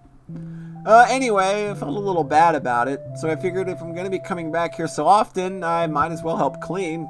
I'm not getting ahead of myself, am I? Sorry, I didn't mean... Not at all! Startled by the sudden outburst, Pastille stops what he's doing. Silly Pastille. You're always welcome here. Well, thank you. Lost his composure for a second and then immediately pulled it back. just kind of like, I got this. I got this, don't you worry. Fine, okay, enough. I'll admit it. I'm stupidly, desperately, absolutely, ridiculously in love with Pastille. There you go. There you go. You said it. Proud of you. Proud of you. Yeah, that's what I do. I put baking soda in in my pancake mix too. I'm in love with Pastille. There, I said it. Or at least I'm saying it to myself. I'll accept this. Pastille is incredible. Who wouldn't fall for him? I don't want anyone else anymore. I've been poisoned by this perfect boy. The problem God, that's now such a good fucking line. is what to do about it. Weird question, but would you want to date you? Yes. Clean the rest of your house together. It'll be more fun than it sounds. And if you get bored, we can do something else. Pastille, I just thought if we did it together, you'd get to say where everything goes, so nothing ends up getting lost. Boy poisoned. Pastille, and it's totally fine if you don't want me to go through your stuff anymore. We really don't have to. Pastille, it's fine. I think it's a lovely idea. Really? Yes. In fact, I'd appreciate your help. One thing or another has always come up when I try to clean on my own. I'm simply useless at it. Then I'll take the lead. I wanted to start with these boxes by the couch. Pastille already had a plan for everything, it seemed. His energy was contagious. He was right that it would be fun. It was entertaining, even just watching him go. To see him dart around the room so energetically, finding perfect place for every little thing, he truly has a talent for organization. Meanwhile, I mostly played the role of assistant. He would ask me my input every now and then, or instruct me to place something he found somewhere across the room. He made little decisions like that so easily. If it were me, I'd just get stuck on every one. But he saw everything through effortlessly. It was nothing short of amazing. And so, in a short few hours, look at this. Look at this! What's this? What's all this? The background changes. What's all the this? background changes. It's all neat and tidy. What's going on here? It's all tidy. The It's still entire his house. home. The entire house had become neat and tidy. Okay, I think I'm satisfied. You? I don't think you deserve to be... I think you deserve to be rewarded for all your hard work. I should have seen that one coming. But no, not right now. I should actually get going. You won't stay? I promise to come track Bobby back for the afternoon shift. She'll start to worry if I don't come back soon. I'll save your reward for next time, then. Pastille slips on his jacket and shoes. Just before he leaves, he turns back to face Periwinkle. By the way, I was thinking, yes? There are some days my friends travel out of town for alchemy stuff, so if you ever wanted to drop by while I'm working on those days, I think that'd be okay. That's, the most I can do right now. Sorry. I'll gladly take you up on that. I'd love to keep you company. Great. Okay, then. Pastille gives him a quick bit. It's so good. It's so good. Before saying goodbye and walking out the door. Aww. Blush, blush, blush, blush, blush. What blush, was all of that? It was extremely domestic. I can't be imagining things, can I? He said it was okay to come visit him? That has to mean something, doesn't it? Doesn't mean something, doesn't it? Periwinkle begins pacing mean around something. the room. Now, let's not get carried away. This is a delicate situation. Dropping these intense feelings onto him out of nowhere may serve to scare him off. Neither of us was looking for a committed relationship from the beginning. That was made explicitly clear early on. And yet, he isn't playing fair. My heart can't take this. Periwinkle throws himself onto the couch dramatically. There is no way I'll be able to stop thinking of him now. Even being at home has become a reminder in and of itself. Everything is nice because of him, and now I'm suffering. This is simply Everything is nice because of him, and now I'm suffering. You dramatic boy. This is simply too much. There has to be a way for me to safely indulge in these romantic feelings. Things are as they are. Things are fine as they are. Progressing even. If I just let it run its natural course, then maybe we'll end up... what do I want out of this? To be with him forever? Me? I haven't had a single healthy long-term relationship in my entire life. Love isn't in the cards for someone like me. I can't even recognize myself right now. Calm down. I'm overreacting again. Nothing has effectively changed just yet. I can't keep fighting myself on this. I'm in love with Pastille. No matter what it entails, that's the reality. He still isn't quite ready for me to meet his friends, which means there isn't any room to advance any further at the moment. I have to be patient. At the very least, I hope accepting all this lets my magic return to normal. I need a nap. And so, over the next few weeks, Periwinkle would come by Atelier Suites to spend time with Pastille. All right, John, dress our boy. We're gonna wear dark earrings. Dark Keep it simple. earrings, all right? Yep. And keep clicking through. Lovely hearts because he's in love. Lovely heart, yeah. Love hearts. So fitting.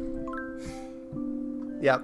I really love that they have the Periwinkle portrait active at all times, and it's also active while the other people are talking. Yes. So you get to see Periwinkle responding to other people's dialogue. Yes, which I think is it's very interesting. well done. Like, that's always like super important in a medium where expressions can be hard to get across. I think that's that's really, really smart.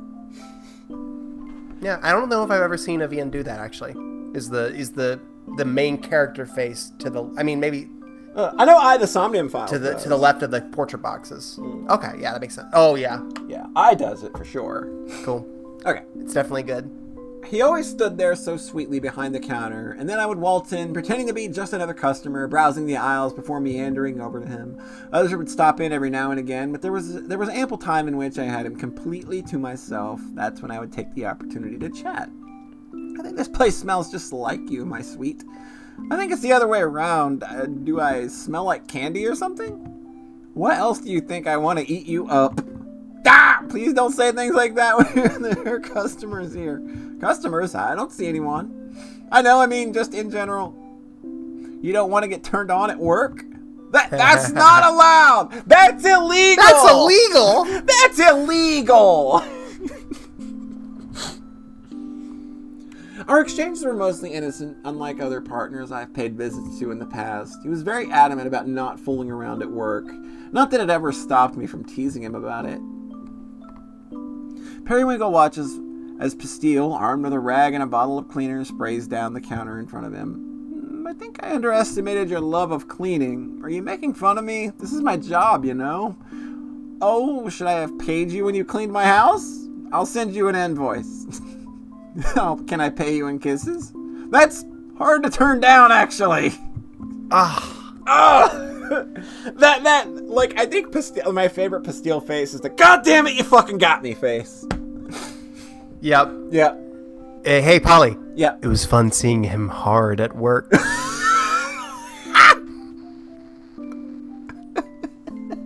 Nailed it. It was fun seeing him hard at work. The only side of him most people would be aware of. They'll never know the lust bubbling beneath the surface. His nervous, vulnerable laughter when I've said something he wanted to hear. His gentle touch, the way he could take my hand so casually and yet becomes a stuttering mess as soon as I lean over him. His sense of humor, his sincerity, his quirks, his genuine desire to always provide the exact perfect thing to make me smile. No, the depths of his steel are reserved for me alone. The depths, huh? Really? The depths.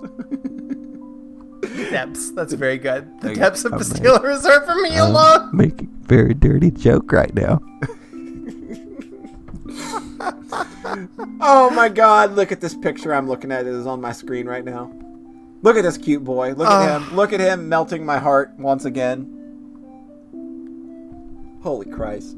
Welcome to Atelier Suites. Periwinkle gives a little twirl and winks to Pastille, who's trying his best to stifle his laughter. How is that? Do you think it suits me? Not in the slightest. You're too elegant for a place like this. I can be cute too, can't I? You are, but you're gonna need more than that on your resume if you want the job. What? You mean I can't get in through nepotism alone? It looks like you already have a successful career in another field. You're overqualified, so I'm gonna have to turn you down. Oh, you're right. Besides, if you were my boss, we'd probably have to stop fucking. Perry! That's illegal. I truly, truly love him. Even the days we talk about nothing at all, I wouldn't give up for the world. And the days he would open up to me even more so. Sigh. Yeah, like, I know that it's syrup, but calling it, like, reading it as si, and it's sigh can be really frustrating sometimes. But she's my best friend. I still care about her, even when she messes up. Yeah, she's lucky to have you. Yeah, she really is. Anyone else would have given up on her by now. For years. She would just lock herself in her lab, making all this candy, bragging about how cool her alchemy is compared to magic. She barely ever talked to anyone else, and when she did, it was to berate them over something. Who treats their own customers like that? Who do you think pays for the roof over your heads? Sorry, I don't want to give you a bad impression of her. She's gotten much better recently. It sounds complicated. At least your patience is paying off. Yeah, it seems like it. At one point, this was kind of up to a coin toss on whether I'd stay or go. A coin toss? How extreme. Not literally. It was more like whether or not she could prove she actually felt empathy. Anyway, it turns out she's not a complete monster, so here I am. Unless you eat the candy girl, then she is a monster. Okay. Yeah, that's kind of what I thought. Sorry, I'm still giving you Which is a brutal bad end. That's, yeah. I don't think it's a spoiler because it's in the first 2 minutes. Yeah, I figured that much. That was my first exposure to the syrup universe. Was the bad end of devouring this adorable candy girl. Oh no! It's so funny. So I'm sorry. Okay. I'm giving you a bad impression of her, aren't I? You can just disregard everything I said. Sai is great. I believe you. She must be, if you've put up with so much from her. Yeah. I treasured every moment I got to spend with Pastille. Even without a label on what exactly our relationship was, I could I could enjoy myself all the same. In truth, I was only biding my time, but it didn't really feel like that at all. Just being near him was enough. One day, Just being near him was enough. he finally asked it, the question I'd been waiting to hear. Do you want to meet my friends? Ah, well, yes, but are you sure? No, but it feels stupid to keep avoiding it. I started worrying it would happen on accident one of these days. I don't think I would survive that, so we should just go before I change my mind. Man, we're just going in, huh? Right now? Yes, come on. Let's just gonna fucking do it. Pastille takes Periwinkle by the hand and the pair hastily makes their way to Atelier Suites. Slightly out of breath, Pastille stops just before they reach their destination. Okay, give me a minute. After we rushed all the way here, don't back down now, my sweet. I know, I'm preparing mentally. I've never done this before. I know it'll be fine. I just take your time. We'll go in when you're ready. Okay, I think I'm getting more nervous standing out here thinking about it. Let's just go in. After you. The meeting itself was nothing memorable. Gumdrop was incredibly human for a golem made out of candy. There we go. Look at her. Cute. So fucking cute. These are nice little inserts. I'm glad these are here. Yep. Syrup was about as I expected, curt but also warm. For all of its build-up, the interaction itself was anticlimactic. A quick exchange of pleasantries before the candy alchemist called her golem back downstairs. It did feel real. Had I acted normal? Come across as my usual self? It had only just happened, but it was already a blur. I held Pastille's hand in the end. I remember that. He'd been so nervous I could practically hear his heart beating out of his chest. I hadn't understood just how stressful it would be for him. I felt guilty for having put him through it, although the idea was his to begin with. He decided to go through that for himself or for me. A seemingly mundane interaction that meant so much more for the both of us. Pastille? Sorry, I'm okay. I feel stupid for having made such a big deal out of it. Of course it all turned out just fine. It was just important. It was important to you. We all get worked up over things we care about, don't we? Are you including yourself in that? You seem like you always have it together. Oh, I'm hiding it that well? Anyway, we can go. How is he going to react when he discovers what a mess I've been? Oh. Pastille walks me home and promises to return later tonight. Things will move forward from here, won't they? Or is it too soon? Maybe it's too much. Maybe it's too much for one day. I don't want to add to his stress. Ugh, why is this so difficult? His perception of me could be completely destroyed, tarnished. But that's the risk worth taking, isn't it? This boy's got it so bad, Polly. He's got it. He's got it.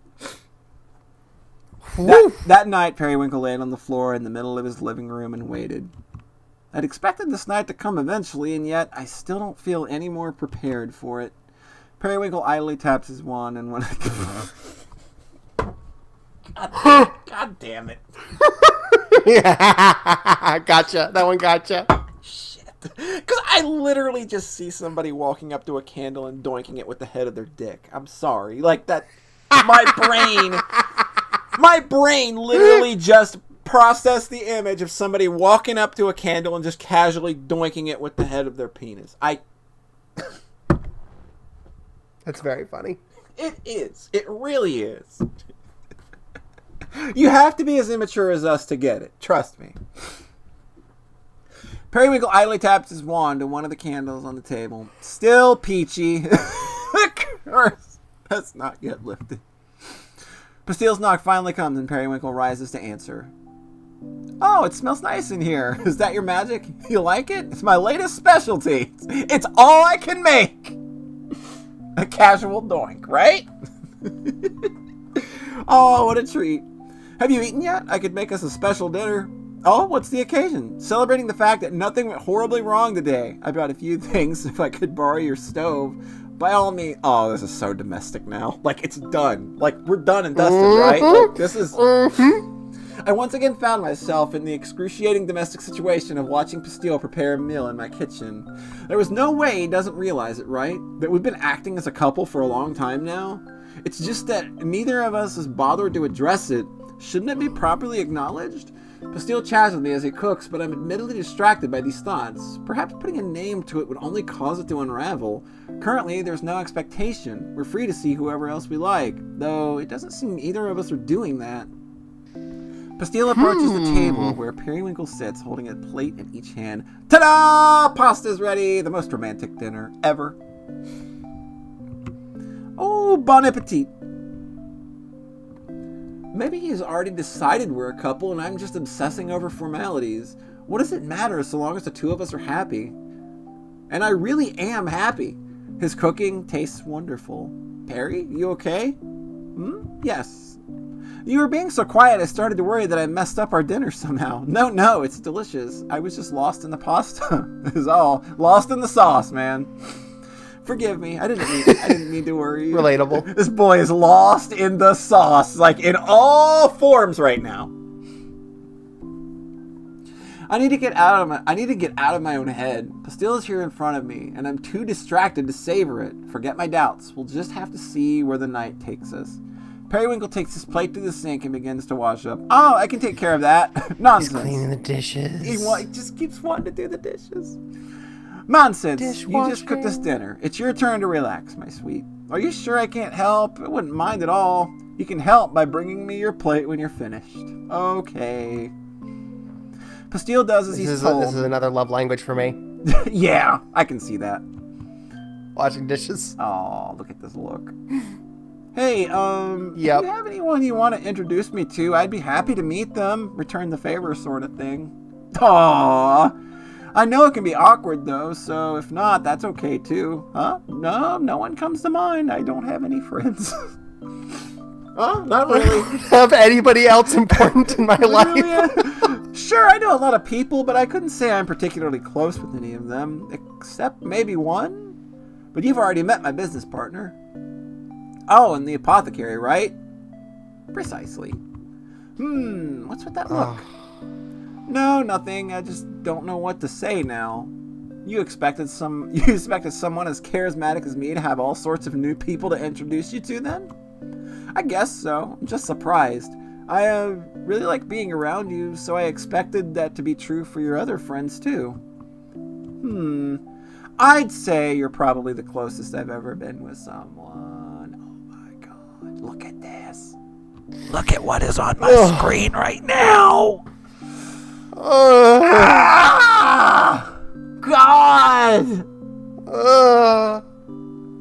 God! The lean. The pajama shirt and bare legs. It's so good. Oh, that's such a sweet thing to say, too. Literally speaking. Gotta undercut it. Yeah, with the gotta joke. check it out. You know, I'm playing it cool here. They laugh together. JK, unless. Exactly. They laugh together. Periwinkle is JK unless the person. Literally. They laugh together and then fall into a comfortable silence. With their heads leaned together, Periwinkle nuzzles his face into Pastille's shoulder affectionately. After a few moments, Pastille asks, "Do you want to get in bed? For sleep or for pleasure?" "Oh, that's up to you!" Periwinkle stands and turns around to take Pastille's hands. "Come then." He leads into the bedroom, closing the door behind them. When he does, Pastille speaks up again. "You know, I'm still finding it hard to believe there's no one else you're close to." "Huh? 2 is a reasonable number." "You had 2 friends as well, do you not? Syrup and Gumdrop?" "Fair point, but counting you makes 3. Ah, you have me beat. Perhaps I should try harder to catch up." Periwinkle collapses into bed while Pastille sits down beside him. Aww. I think I've preferred it, though. Keeping a healthy distance from others. Really? How come? The alternative has been disastrous in my experience. I'm far too intense. What do you mean by that? Goodness, my best example is the worst one. My teenage years, there was a boy I would have done anything for. I wanted his approval so badly. I wanted to be loved. It's funny, I can't even think of what drew me to him. I suppose it was just a vessel to project on. I suppose he was just a vessel to project onto, an idealized boyfriend, this shortcut to happiness. Poor guy, he didn't know what to do with the torrent of feelings I'd been forcing onto him. We were young. A love like that is much too painful. if it could be called love. It took some All practice. the fingers. Like these little interstitials here are adding so much. It took some practice to be able to separate the emotions out, to be able to indulge in the romantic and sexual energy I craved while protecting my fragile heart. But ever since I figured it out, I've gotten to experience all sorts of love through these casual flings.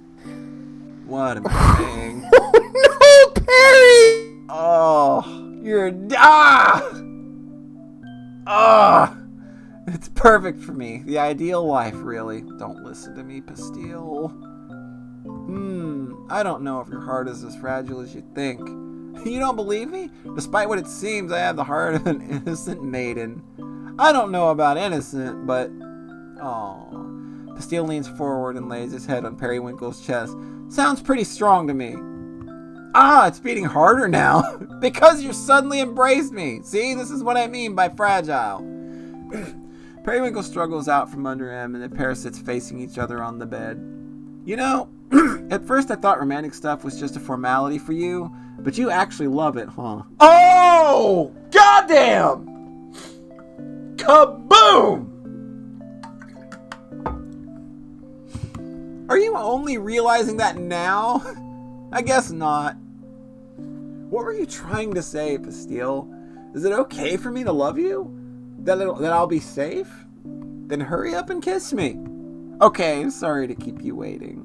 Pastille closes the distance between them. I'm too weak. The words won't come out. As they kiss, Periwinkle becomes more and more entangled in his thoughts. It hurts. I want to be even closer. He lets himself fall backwards, bringing Pastille down with him. This isn't nearly enough to satisfy me. Just please don't stop. Periwinkle's heart cried out, his jumbled emotions caught in his throat, manifesting through his hands, clinging desperately to Pastille, who continued to kiss him and hold him through the night. I think you just missed out on a scene's worth of John noises because I muted again without meaning to. You muted. So just pretend you heard... Yep. Just pretend you heard a a whole lot bunch of... Oh! This is... What are you doing, Perry? Oh! So that's about what you missed. The next morning, Periwinkle steps out onto his doorstep with a heavy sigh. If I lay around in bed all day, I'll only feel more miserable. I need to stop avoiding my work. I had to talk to Asparagus. She isn't going to be pleased with me, though. Holding his mantle tightly, he makes his way to the apothecary. This is too fucking real, right? When he arrives, Asparagus is preoccupied with arranging some of her merchandise. She turns abruptly at the unexpected sound of the door's chime. Hey, we're not open yet. Huh, Periwinkle? Good morning, Asparagus. I haven't seen you all month. I barely recognize you under that hood. I was about to come and knock on your damn door if you didn't show your face here soon. You got a huge backlog of orders waiting. I can't take them. My magic is useless. What do you mean useless? Periwinkle meekly hands over the pale pink vials. This is all I can make. It's been this way for ages. Let's see. Asparagus unscrews the top and eyes Periwinkle suspiciously before giving it a whiff. Whew, that's powerful. Not bad though. Warmed me right up. Could stand to be diluted a little. Just make it less overwhelming. So Powerful cum! Powerful cum! You have a pungent cum. What's got you stuck in a scent like this? It's Pastille. He's ruined me. I'll never be able to return to the way I was before. I see, so things got complicated just like I warned you. I love him so much. I think I might die. Come on, back room, now. Periwinkle nods and immediately follows Asparagus into her private office. He quietly takes in the surroundings before she suddenly turns on him with a raised finger. Don't touch anything. Asparagus drags a beanbag chair out of the corner and plops it in the middle of the room unceremoniously. Sit! It's dusty. Ugh, you were such a diva! She gives it a couple good smacks, beating the dust into the air instead. Now sit! Very well. He complies, and Asparagus spins her office chair around to face him. Oh my god, this is so good! Alright, Periwinkle. Here's what's gonna happen. I'm going to brew us up some tea, and you're going to explain everything from the beginning. Explain what?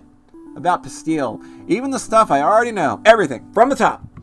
Everything? Skip the bedroom details, obviously. Just walk me through anything important that happened since you met. I don't want to. Reliving it all is only going to make things worse. Asparagus stands and walks over to her kettle to start the tea. Alright, you lovesick dolt. You want to know why exactly your magic's been stuck like that? It's because you don't have an outlet for all those emotions. Instead, you keep bottling them up. Literally, I guess. Yeah, literally. It's all that's all that comes out because it's all that's inside. It's all that's there inside you. So let it all out. What you think I'm gonna judge you? No, I don't know. Would you rather spill it to him instead? I can't. It's too much. Then tell it to me, a neutral third party. Actually, I can't say that I'm neutral. I'd need to find a new supplier if I couldn't fill my orders anymore. I do feel a little more at ease imagining this is all business matter for you. Then just think of it like that. Asparagus pours her tea and returns to her seat with 2 mugs in hand. With a heavy sigh, Periwinkle finally relents and begins his story. Nice ace mom friend. Yeah, she's really good. I told her everything I could think of. My first impressions of him, how he continuously subverted my expectations, my mistakes, appearing where I shouldn't have, then going into a desperate spiral to try to rid myself of the guilt over it. How he was the one to come to apologize afterward, our date that day, which was so wonderful, but which was laid bare, the feelings that I was too afraid to acknowledge. How I latched on to any alternative explanation I could in order to escape them. The moment I could finally admit it to myself, always he'd changed my life for the better. How we grew closer and closer while I held those feelings tighter in my chest. I told her how he had finally worked up the courage to introduce me to his friends, how his hand trembled in mine as we walked out the door together. This point of contention, a far-off goal I had decided would have to be met before advancing, everything up to the state I'm in now, useless, paralyzed, and sobbing. Asparagus listened patiently through all of it. She asked questions from time to time, clarification on the time frame, certain details. Her reaffirming comments offered such comfort, such relief that this pain had kept confined in my own heart, until finally I had nothing left to say. Asparagus sits back in her chair and heaves a sigh. So, how are you feeling? There is a certain clarity to laying it all out at once, but I still don't know what I can do to push things forward. Could I even handle the rejection? He won't reject you. What makes you so certain? The boy is madly in love with you. Why else would he devote all that time and energy to making you happy? Because I'm great in bed, obviously! Quit deflecting. You know that's not all it is. I don't want to leave any room for doubt. If I were to confess now and it didn't go well, I'd be destroyed beyond repair. That's why, if I'm gonna say it, I want it to be a sure thing. Life ain't about sure things. Even so, I'm gonna wait for the opportune moment before exposing my vulnerable heart. Well, as long as you got a plan. Asparagus leans over to pick up Periwinkle's empty mug and holds it out in front of him. Try your magic again. Whatever scent you want, just pour it right into the cup. Oh my. Periwinkle, like he's got to do it on command. Jesus. Woo! That's some pressure. Periwinkle nervously draws his wand, holds it out over the cup. My mind is doing it again. You see somebody standing up, just unzipping just in the back room of the magic, just in the back room of the magic shop. All right, right in the cup. Zip. Just plops it out. It's now laying on the rim of the mug. This nice mug that he had just drank tea from. And just waiting for it to come out. We learned about symbolism. We learned about symbolism in English class in high school. And then we guided that knowledge for 10, 20 years. And now this is how we have This is the logical endpoint. This is the logical This is the end point. This is how we use this knowledge of how to read stories. Periwinkle. We know what it means when he draws his wand. Periwinkle nervously draws his wand, holds it over the cup, and then closes his eyes and tugs. tug. Is it chamomile? It isn't peach? I'm cured! Yeah, dumbass, did you forget this is an apothecary? Ah, it is, isn't it? Next time you've got a problem with your magic, don't sit around crying about it on your own. Come straight to me and I'll fix you right up. Thank you. I'm truly glad that we're friends. I'd be lost without you. Business associates. Don't forget, I've got loads of orders for you now that you're back to normal. I'll go home and fill them right away. But first, may I hug you? Oh, come on, please. Not a chance. Oh, Not a chance. You'll accept my platonic affection one day. Cute. Yeah. Get out of my office, Periwinkle. Doink. The pair exits the back room, but they only make it a few steps out before Periwinkle turns on his heel. One more thing before I go. What's up? I've been curious to ask. The last time I was here, you told me that magic can be interpreted as a judge of one's character. All right. When I changed my mind about Pastille, yes, precisely. It's rather impressive that you could see through to his true nature despite having only just met. Sure, but he was a pretty easy read. Don't be too impressed. Well, what? What does my magic say about me? I'm dying to know. Your magic? Was always lively and carefree, compassionate too, like Pastille's. How can you possibly read something like that carefree from perfume? Hey, I'm just telling you the vibes I've gotten over the years. Your aromas prioritize pleasure, but there was definitely a hint of loneliness in them too. Alright, now I know you're making things up. I've always had someone to keep me company. Just because you've always got someone around doesn't mean you can't be lonely. And I suppose... Whoa, yeah, another truth bomb line. Like, Asparagus is just, like, full of nothing but truth bombs. And I suppose someone like you would know a thing or two about loneliness. I'm not lonely at all. In fact, I prefer to be alone. You, on the other hand, can't stand it even for a second. That's why you'd always run off chasing someone to fill the void. Well, that certainly isn't true. The peach stuff you gave me earlier was pure loneliness. It was crying out like, please, Pastille, never leave me. This isn't fun anymore. Forget that I asked. Sorry, couldn't resist. I suppose you're right, though. Please, Pastille, never leave me. I just had a moment. A funny moment. So we were thinking about him doinking his pee on the glass, right? And then I remembered Yes. I remembered the Cadbury egg shot glass.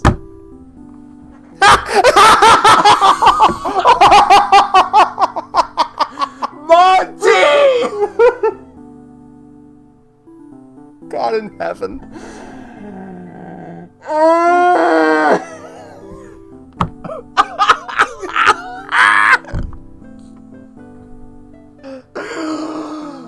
Oh, good fucking God. Oh. So I Bjorkcast. My partner Monty knows that I love Cadbury cream eggs, and they don't love Cadbury cream eggs. They don't love them, no. So they got Cadbury cream eggs at the store, and then said, "Here, I'll eat one with you."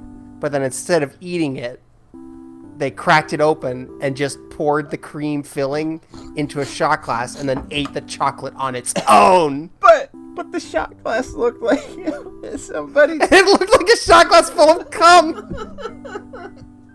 But also it was a defiling of a perfectly beautiful Cadbury cream egg. Beautiful! Just like, these are sacred. We get these but one season of the year. And just so callously. Torn before its time. Oh. Callously. Okay. Ripped apart. Okay. All right. I suppose you're right, though. I haven't been able to tell him that. We're getting there. I can't keep holding back. He has to know, no matter what the outcome. Good luck, okay? I'm sure it'll turn out just fine. Yes, it likely will. Thank you again. I truly am grateful for all that you've done for me. Asparagus waves him off, and Periwinkle leaves the apothecary with new resolve.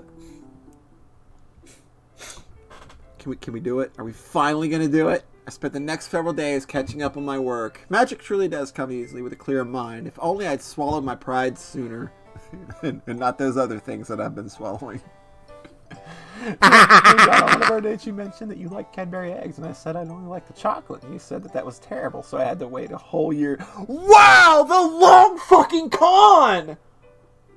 Monty got you on the longest fucking con. Oh my god. You cannot see me right now. Standing ovation. I promise you, I am standing right now, and you have. Transcendent. I'm fucking sent with how fucking God, I think I amazing remember that that is. now. I only like the chocolate. Wow. Oh my god. A whole year! The long con. Like, John thought his fucking Shovel Knight bullshit was a Had long to wait for con. Easter again. That's why you had to do it.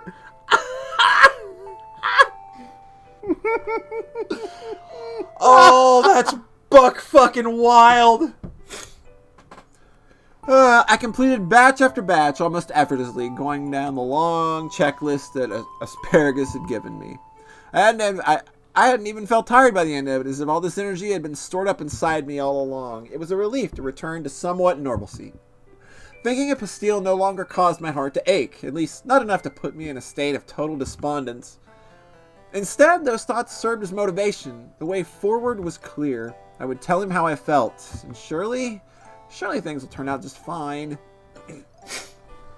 The following night, Pastille shows up on Periwinkle's doorstep. Get dressed, I want to take you somewhere. Oh, and where exactly am I being whisked away to? You'll see. Wear comfortable shoes, okay? How mysterious. Very well, I'll be ready momentarily. This is it. The dramatic confession scene is upon us. I have to look my best, for good luck, of course, and for confidence. All right. I'm assuming that this is probably the last one, so I'm going to pick it. This one's all me. What do we got? I think we take it back. We're taking it back. We're taking it back to where we started. How do you feel about that? We all good? Did I lose you again, John?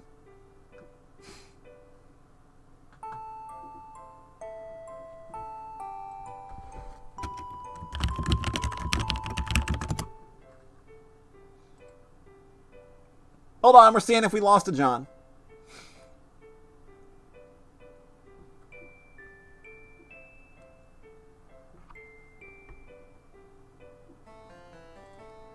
Okay. John's giving me the 1 sec.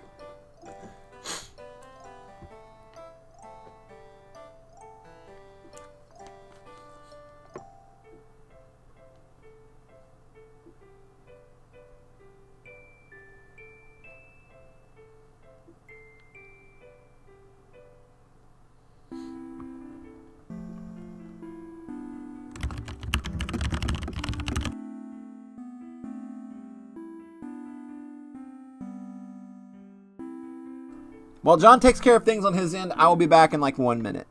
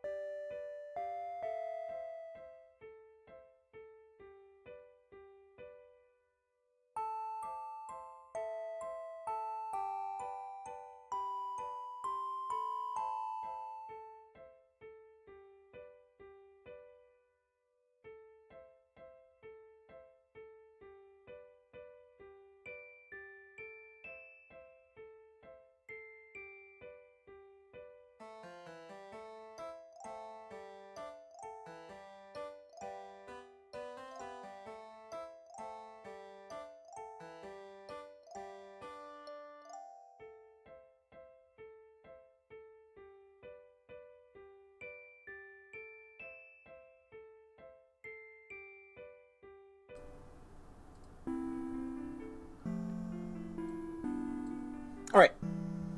I think we're good. John said he'll be back in like a second.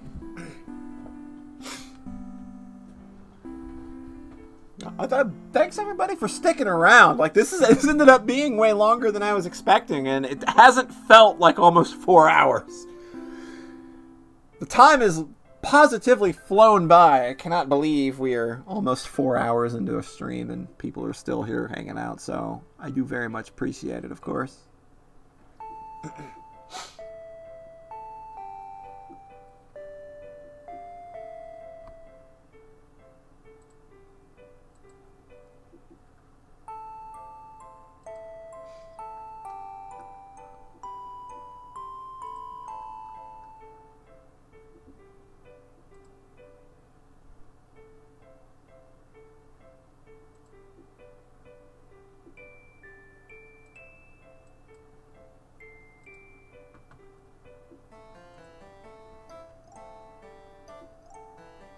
Stay until the end. I very much appreciate. I know it's probably late for a couple people that live probably 5 and 6 hours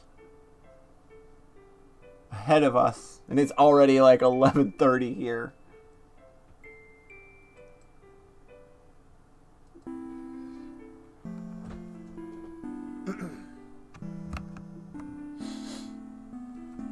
John fully broke it again. He's resetting his computer.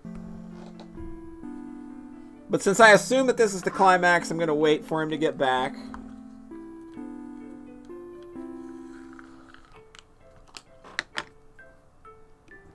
This has been an absolute delight, though. This has been a very...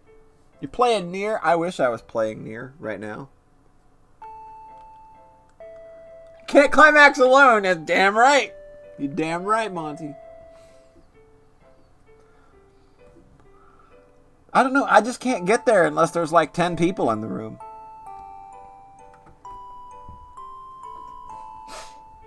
John's just edging us, right? All right, I'm here. You can hear me now, right? I can hear you. Can you hear me?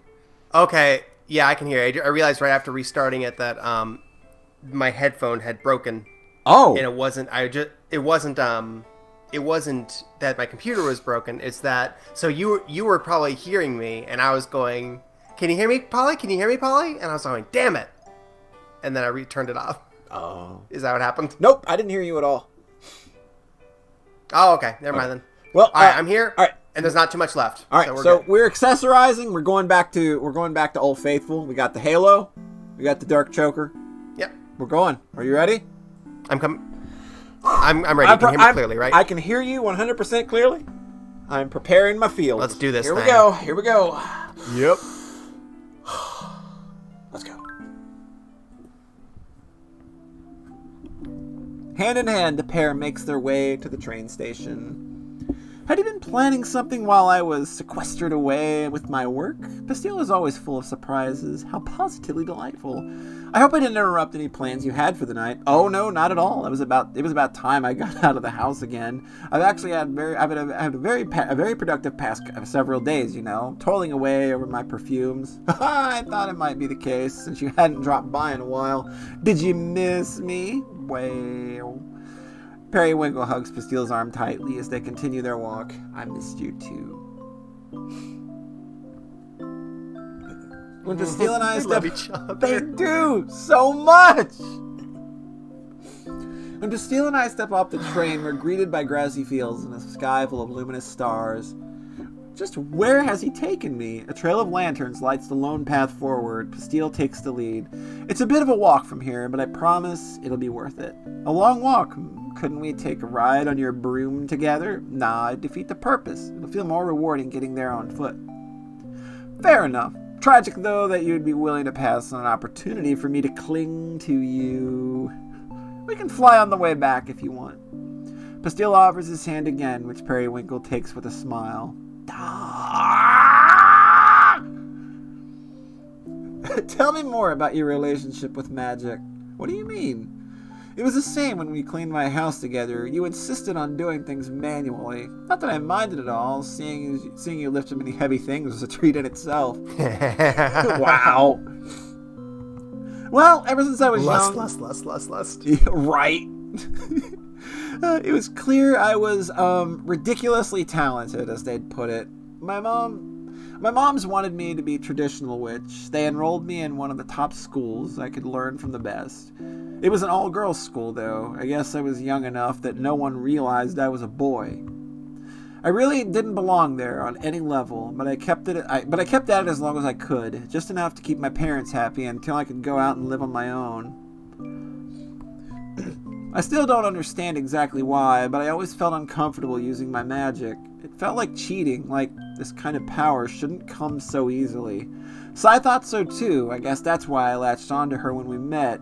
She used to really hate magic, which worked out perfectly for me. It was a good excuse to pretend to be a regular human like her, so that's what I did for the past 7 years? 7 years. That's quite a long time. Yeah, but there was a lot to distract me back then. It took a while to get Atelier Suites up and running.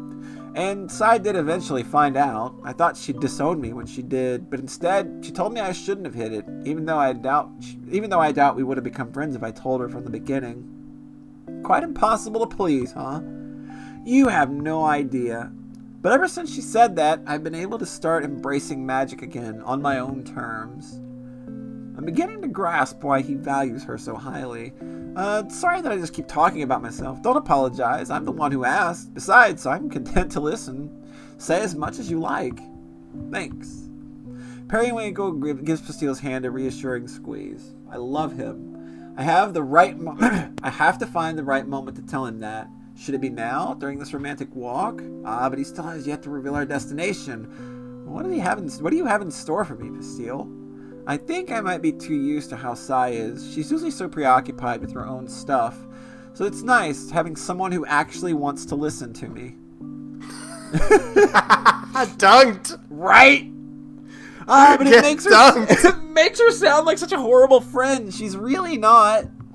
You certainly haven't made a convincing case for her. I know, but that wasn't the point I was trying to make. Oh? Yes? Let me start over. Pastile takes a deep breath before continuing. Going back to what we were talking about before with my magic and everything. I think I have trouble accepting myself for what I am. I tend to hide things, even when I don't need to. Being with you feels like it's better not to hide. Like I'm allowed to just be. Or more like celebrated for being. I don't know. It feels weird to say. That's so sweet. Aww. You can stop me if it's being too much. It's because I love you. Why can't I just say that? Oh, we're here. We are?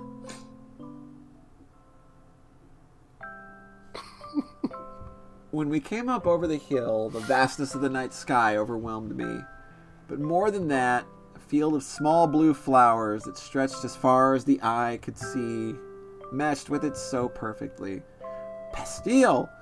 They're periwinkles. When I looked up where to find some, I found out about this place.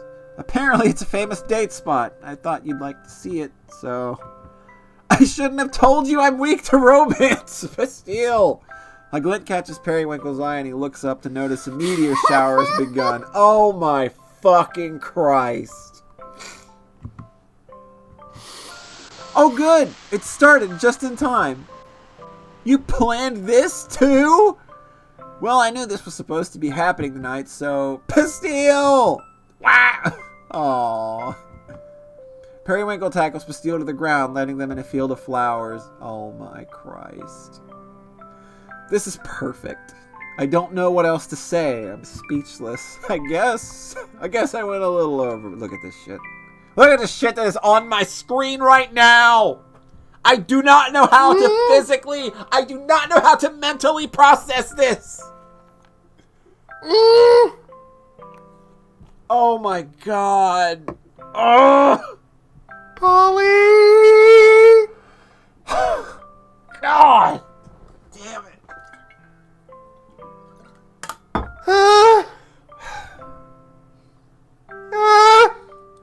I guess I went a little overboard. A little? This is the most romantic thing anyone's ever done for me. He buries his face in Pastile's chest, holding him close. Well, it's actually one more thing I wanted to say. Oh my god. You can feel Pastile's heart pounding. Oh god. Where do I start? Oh man. You know how... There's a little tiny white heart. Look at this. His eyes. Yep, you can see it. You know how Sai and Gumdrop are really important to me? I always thought that I needed to keep myself available for them, to take care of the store and everything. But in practice, that just meant I never really took any time for myself. Like, my own needs were something that I could just bury and it would be fine because it's for their oh man. I'm going through stuff right now that, like... Okay, hold on. I'm having a personal moment. Oh, man. Yep. Yeah, this game will do that. Literally just had a whole therapy session Tuesday. Oh, okay. Okay. Feelings. All right. It's okay. Feelings are valid. You can have those. Yep. Yep. Space to feel them. Space to be. Whoo! Space to be celebrated. Yep. I guess it's part of why I'd go out with random guys in secret as something just for me, totally detached from everything else. I tried having a real relationship once. It didn't work out, obviously. I never told Sai about him, but that made me think that I was right to continue on the way I had been, since I wasn't willing to let my priorities shift. Periwinkle grips Pastil's cloak a little tighter. What are you saying? I guess that with you, I don't mind it as much. He's gonna beat me to it at this rate. I can't let that happen. Periwinkle suddenly rolls himself on top of Pastil, pinning him down. Pastil, I'm in love with you. What? Since when? I don't know. Maybe this whole time? I only admitted it to myself that morning you made me pancakes. That's what it took? That's what it took! Why? How long have you felt this way? Good. Since having to carry you home after spending the day together, I think that's when I first realized it. Then why didn't you say something? I've been suffering in silence this whole time. I thought you wanted to keep it casual. We saw each other almost every day. How is that casual? But you never acted any different, and I was busy sorting through my own feelings anyway. So was I. But it's no excuse for how long you kept me waiting. I won't forgive you. What? Why are you smiling like that? It's cute seeing you all worked up like this. Periwinkle struggles to his feet and begins stomping away. You could have saved me a lot of heartache, you know. My heart is shitting its pants. Pastil sits up, straightening out his cloak and retrieving his hat. Where are you going? Come back. No, I'm too upset. Perry, I was convinced that I'd cursed myself with some kind of love potion. My fake aphrodisiac turned real. What in the world? Because we didn't fuck that day. Fucking was supposed to be the entire point of it. Perry! Everything spiraled out of control since then. I couldn't stop thinking about you. You broke my magic for weeks and weeks. All I could conjure was that stupid peach blossom scent.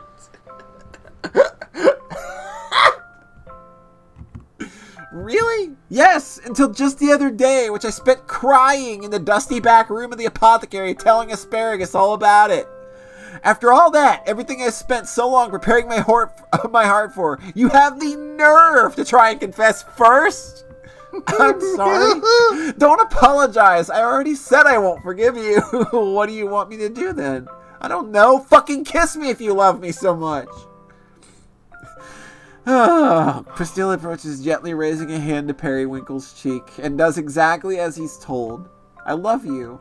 Periwinkle's heart skips a beat. I love you too. He hugs Pastil tightly, careful not to knock him over this time. It takes everything I've got to keep myself from bursting into tears. I won't ruin my makeup on this perfect date, this beautiful place that Pastil chose just for us. I can have my memory of this perfect night obscured by tears. It looks like the meteor shower's over. Take me home. Are you still mad at me? I'm not mad at you. I've never seen you like this. I don't know how else I should interpret it. I'm overwhelmed, elated, relieved, and frustrated. I want to get in bed so that you can hold me close all night. I don't think I'll be convinced that this was real unless you do that. So please? That sounds really nice. Okay, if it's to convince you, I guess I have no choice. Aww. ... Heart. You look so pretty in pink against the starry night sky. Without you, my heart would sink. So I am telling you why. The world has to move, and with that we have to make do. But I don't want to do anything without you. So now you know what I think. You look so pretty in pink.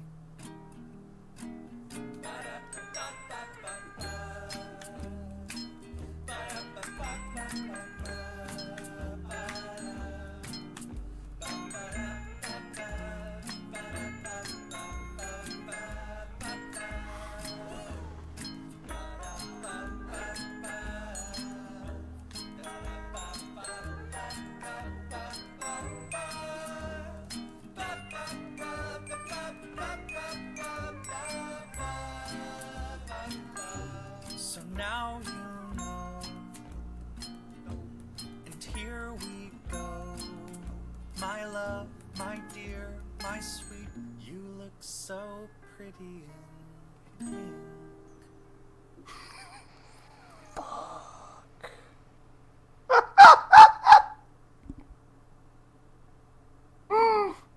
Oh. Right?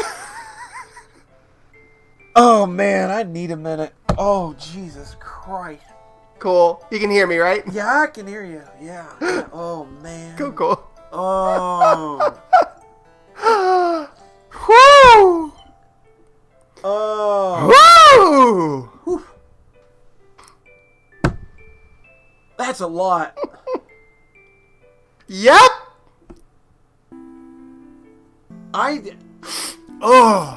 I've not read a more affecting, genuine, mature visual novel of this genre.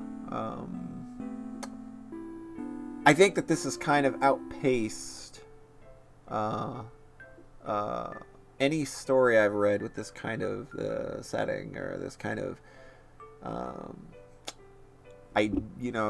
these kind of relationships and these kind of visual novels, they kind of just always feel real weird and plasticky to me, and I rarely ever get into them. And obviously there are still a few that I have not gotten to that I'm eager to, but I'm going to probably have to put them on the back burner for a bit, because I think this game has kind of shattered some expectations and some standards in a way that a real good Trails game would. And it's going to be kind of hard to kind of read a romance story or something centered around romance being the focal point and not be comparing it to this very, again, mature, like this just feels real. Like this is, It cuts. I've had so close to. I've had relationships do this. Kind of have that whole, hey, we're gonna do the we're gonna be fuck buddies thing, and then it gets messy and complicated.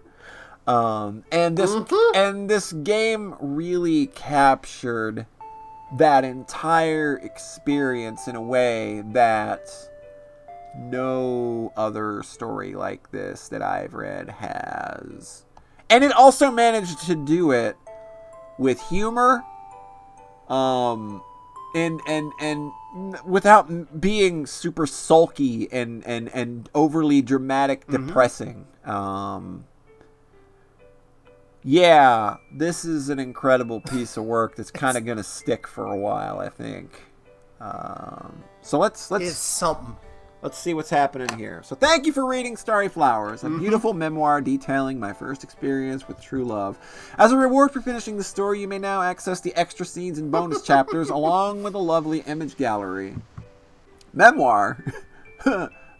Perry, how detailed is this? Don't worry, my sweet, I've kindly skipped over the sex scenes, so you have nothing to be embarrassed about. The stuff leading up to those is still embarrassing. How much did you leave in? Oh, it doesn't matter. This isn't canon, merely an excuse to speak directly to the reader.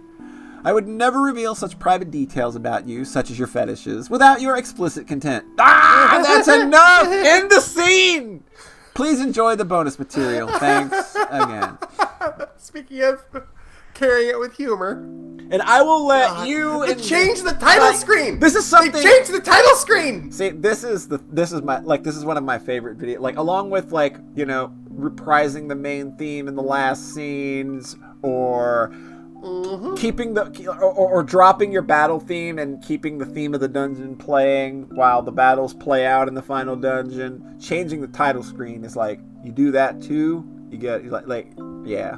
So I will let everybody kind of enjoy the extras on their own. We have been at this for 4 hours, and I think that we've kind of torn through what I think is the main thrust of the story. Oh, yeah. It's been an incredible fucking ride. Yeah. Thanks to everyone who came out. This was a blast. Like, I never doubted. Very happy to experience this for the third time. I never doubted, John, that this was good. you know, it's just like, can it possibly live up to the hype that he has put behind this? Has he maybe overplayed his hand a little bit? Nope! no, John is just right on this one. So, John, thanks for bringing this one. Like, I was probably going to get to this at some point, but it kind of shot up the priority list when you wouldn't shut the fuck up about it. Because it's like, okay, this is something that he literally tweets about like every day. So there's got to be something. There's got to be something real and genuine here, right? This was a fantastic trip. I would note. Yeah. I would note that of the people I got to play it were Monty and Zelos. Oh, both nice. watched this whole stream. That's So of the 3 people I knew before who had played the game, everyone was willing. Oh yeah, I'll sit and watch another person play through this whole game again. Like, I would literally watch somebody else play through this at some point. Yeah, like, this is one of those games where like I would before going to sleep or something, I would find somebody's VOD or a Let's Play, throw it on, and just kind of like bask in it while drifting off to sleep, because like this is an incredible piece of work. But thanks everybody. I literally played it a Saturday morning, and then later that day, that's played wild the whole thing to again me. with Like, Monty.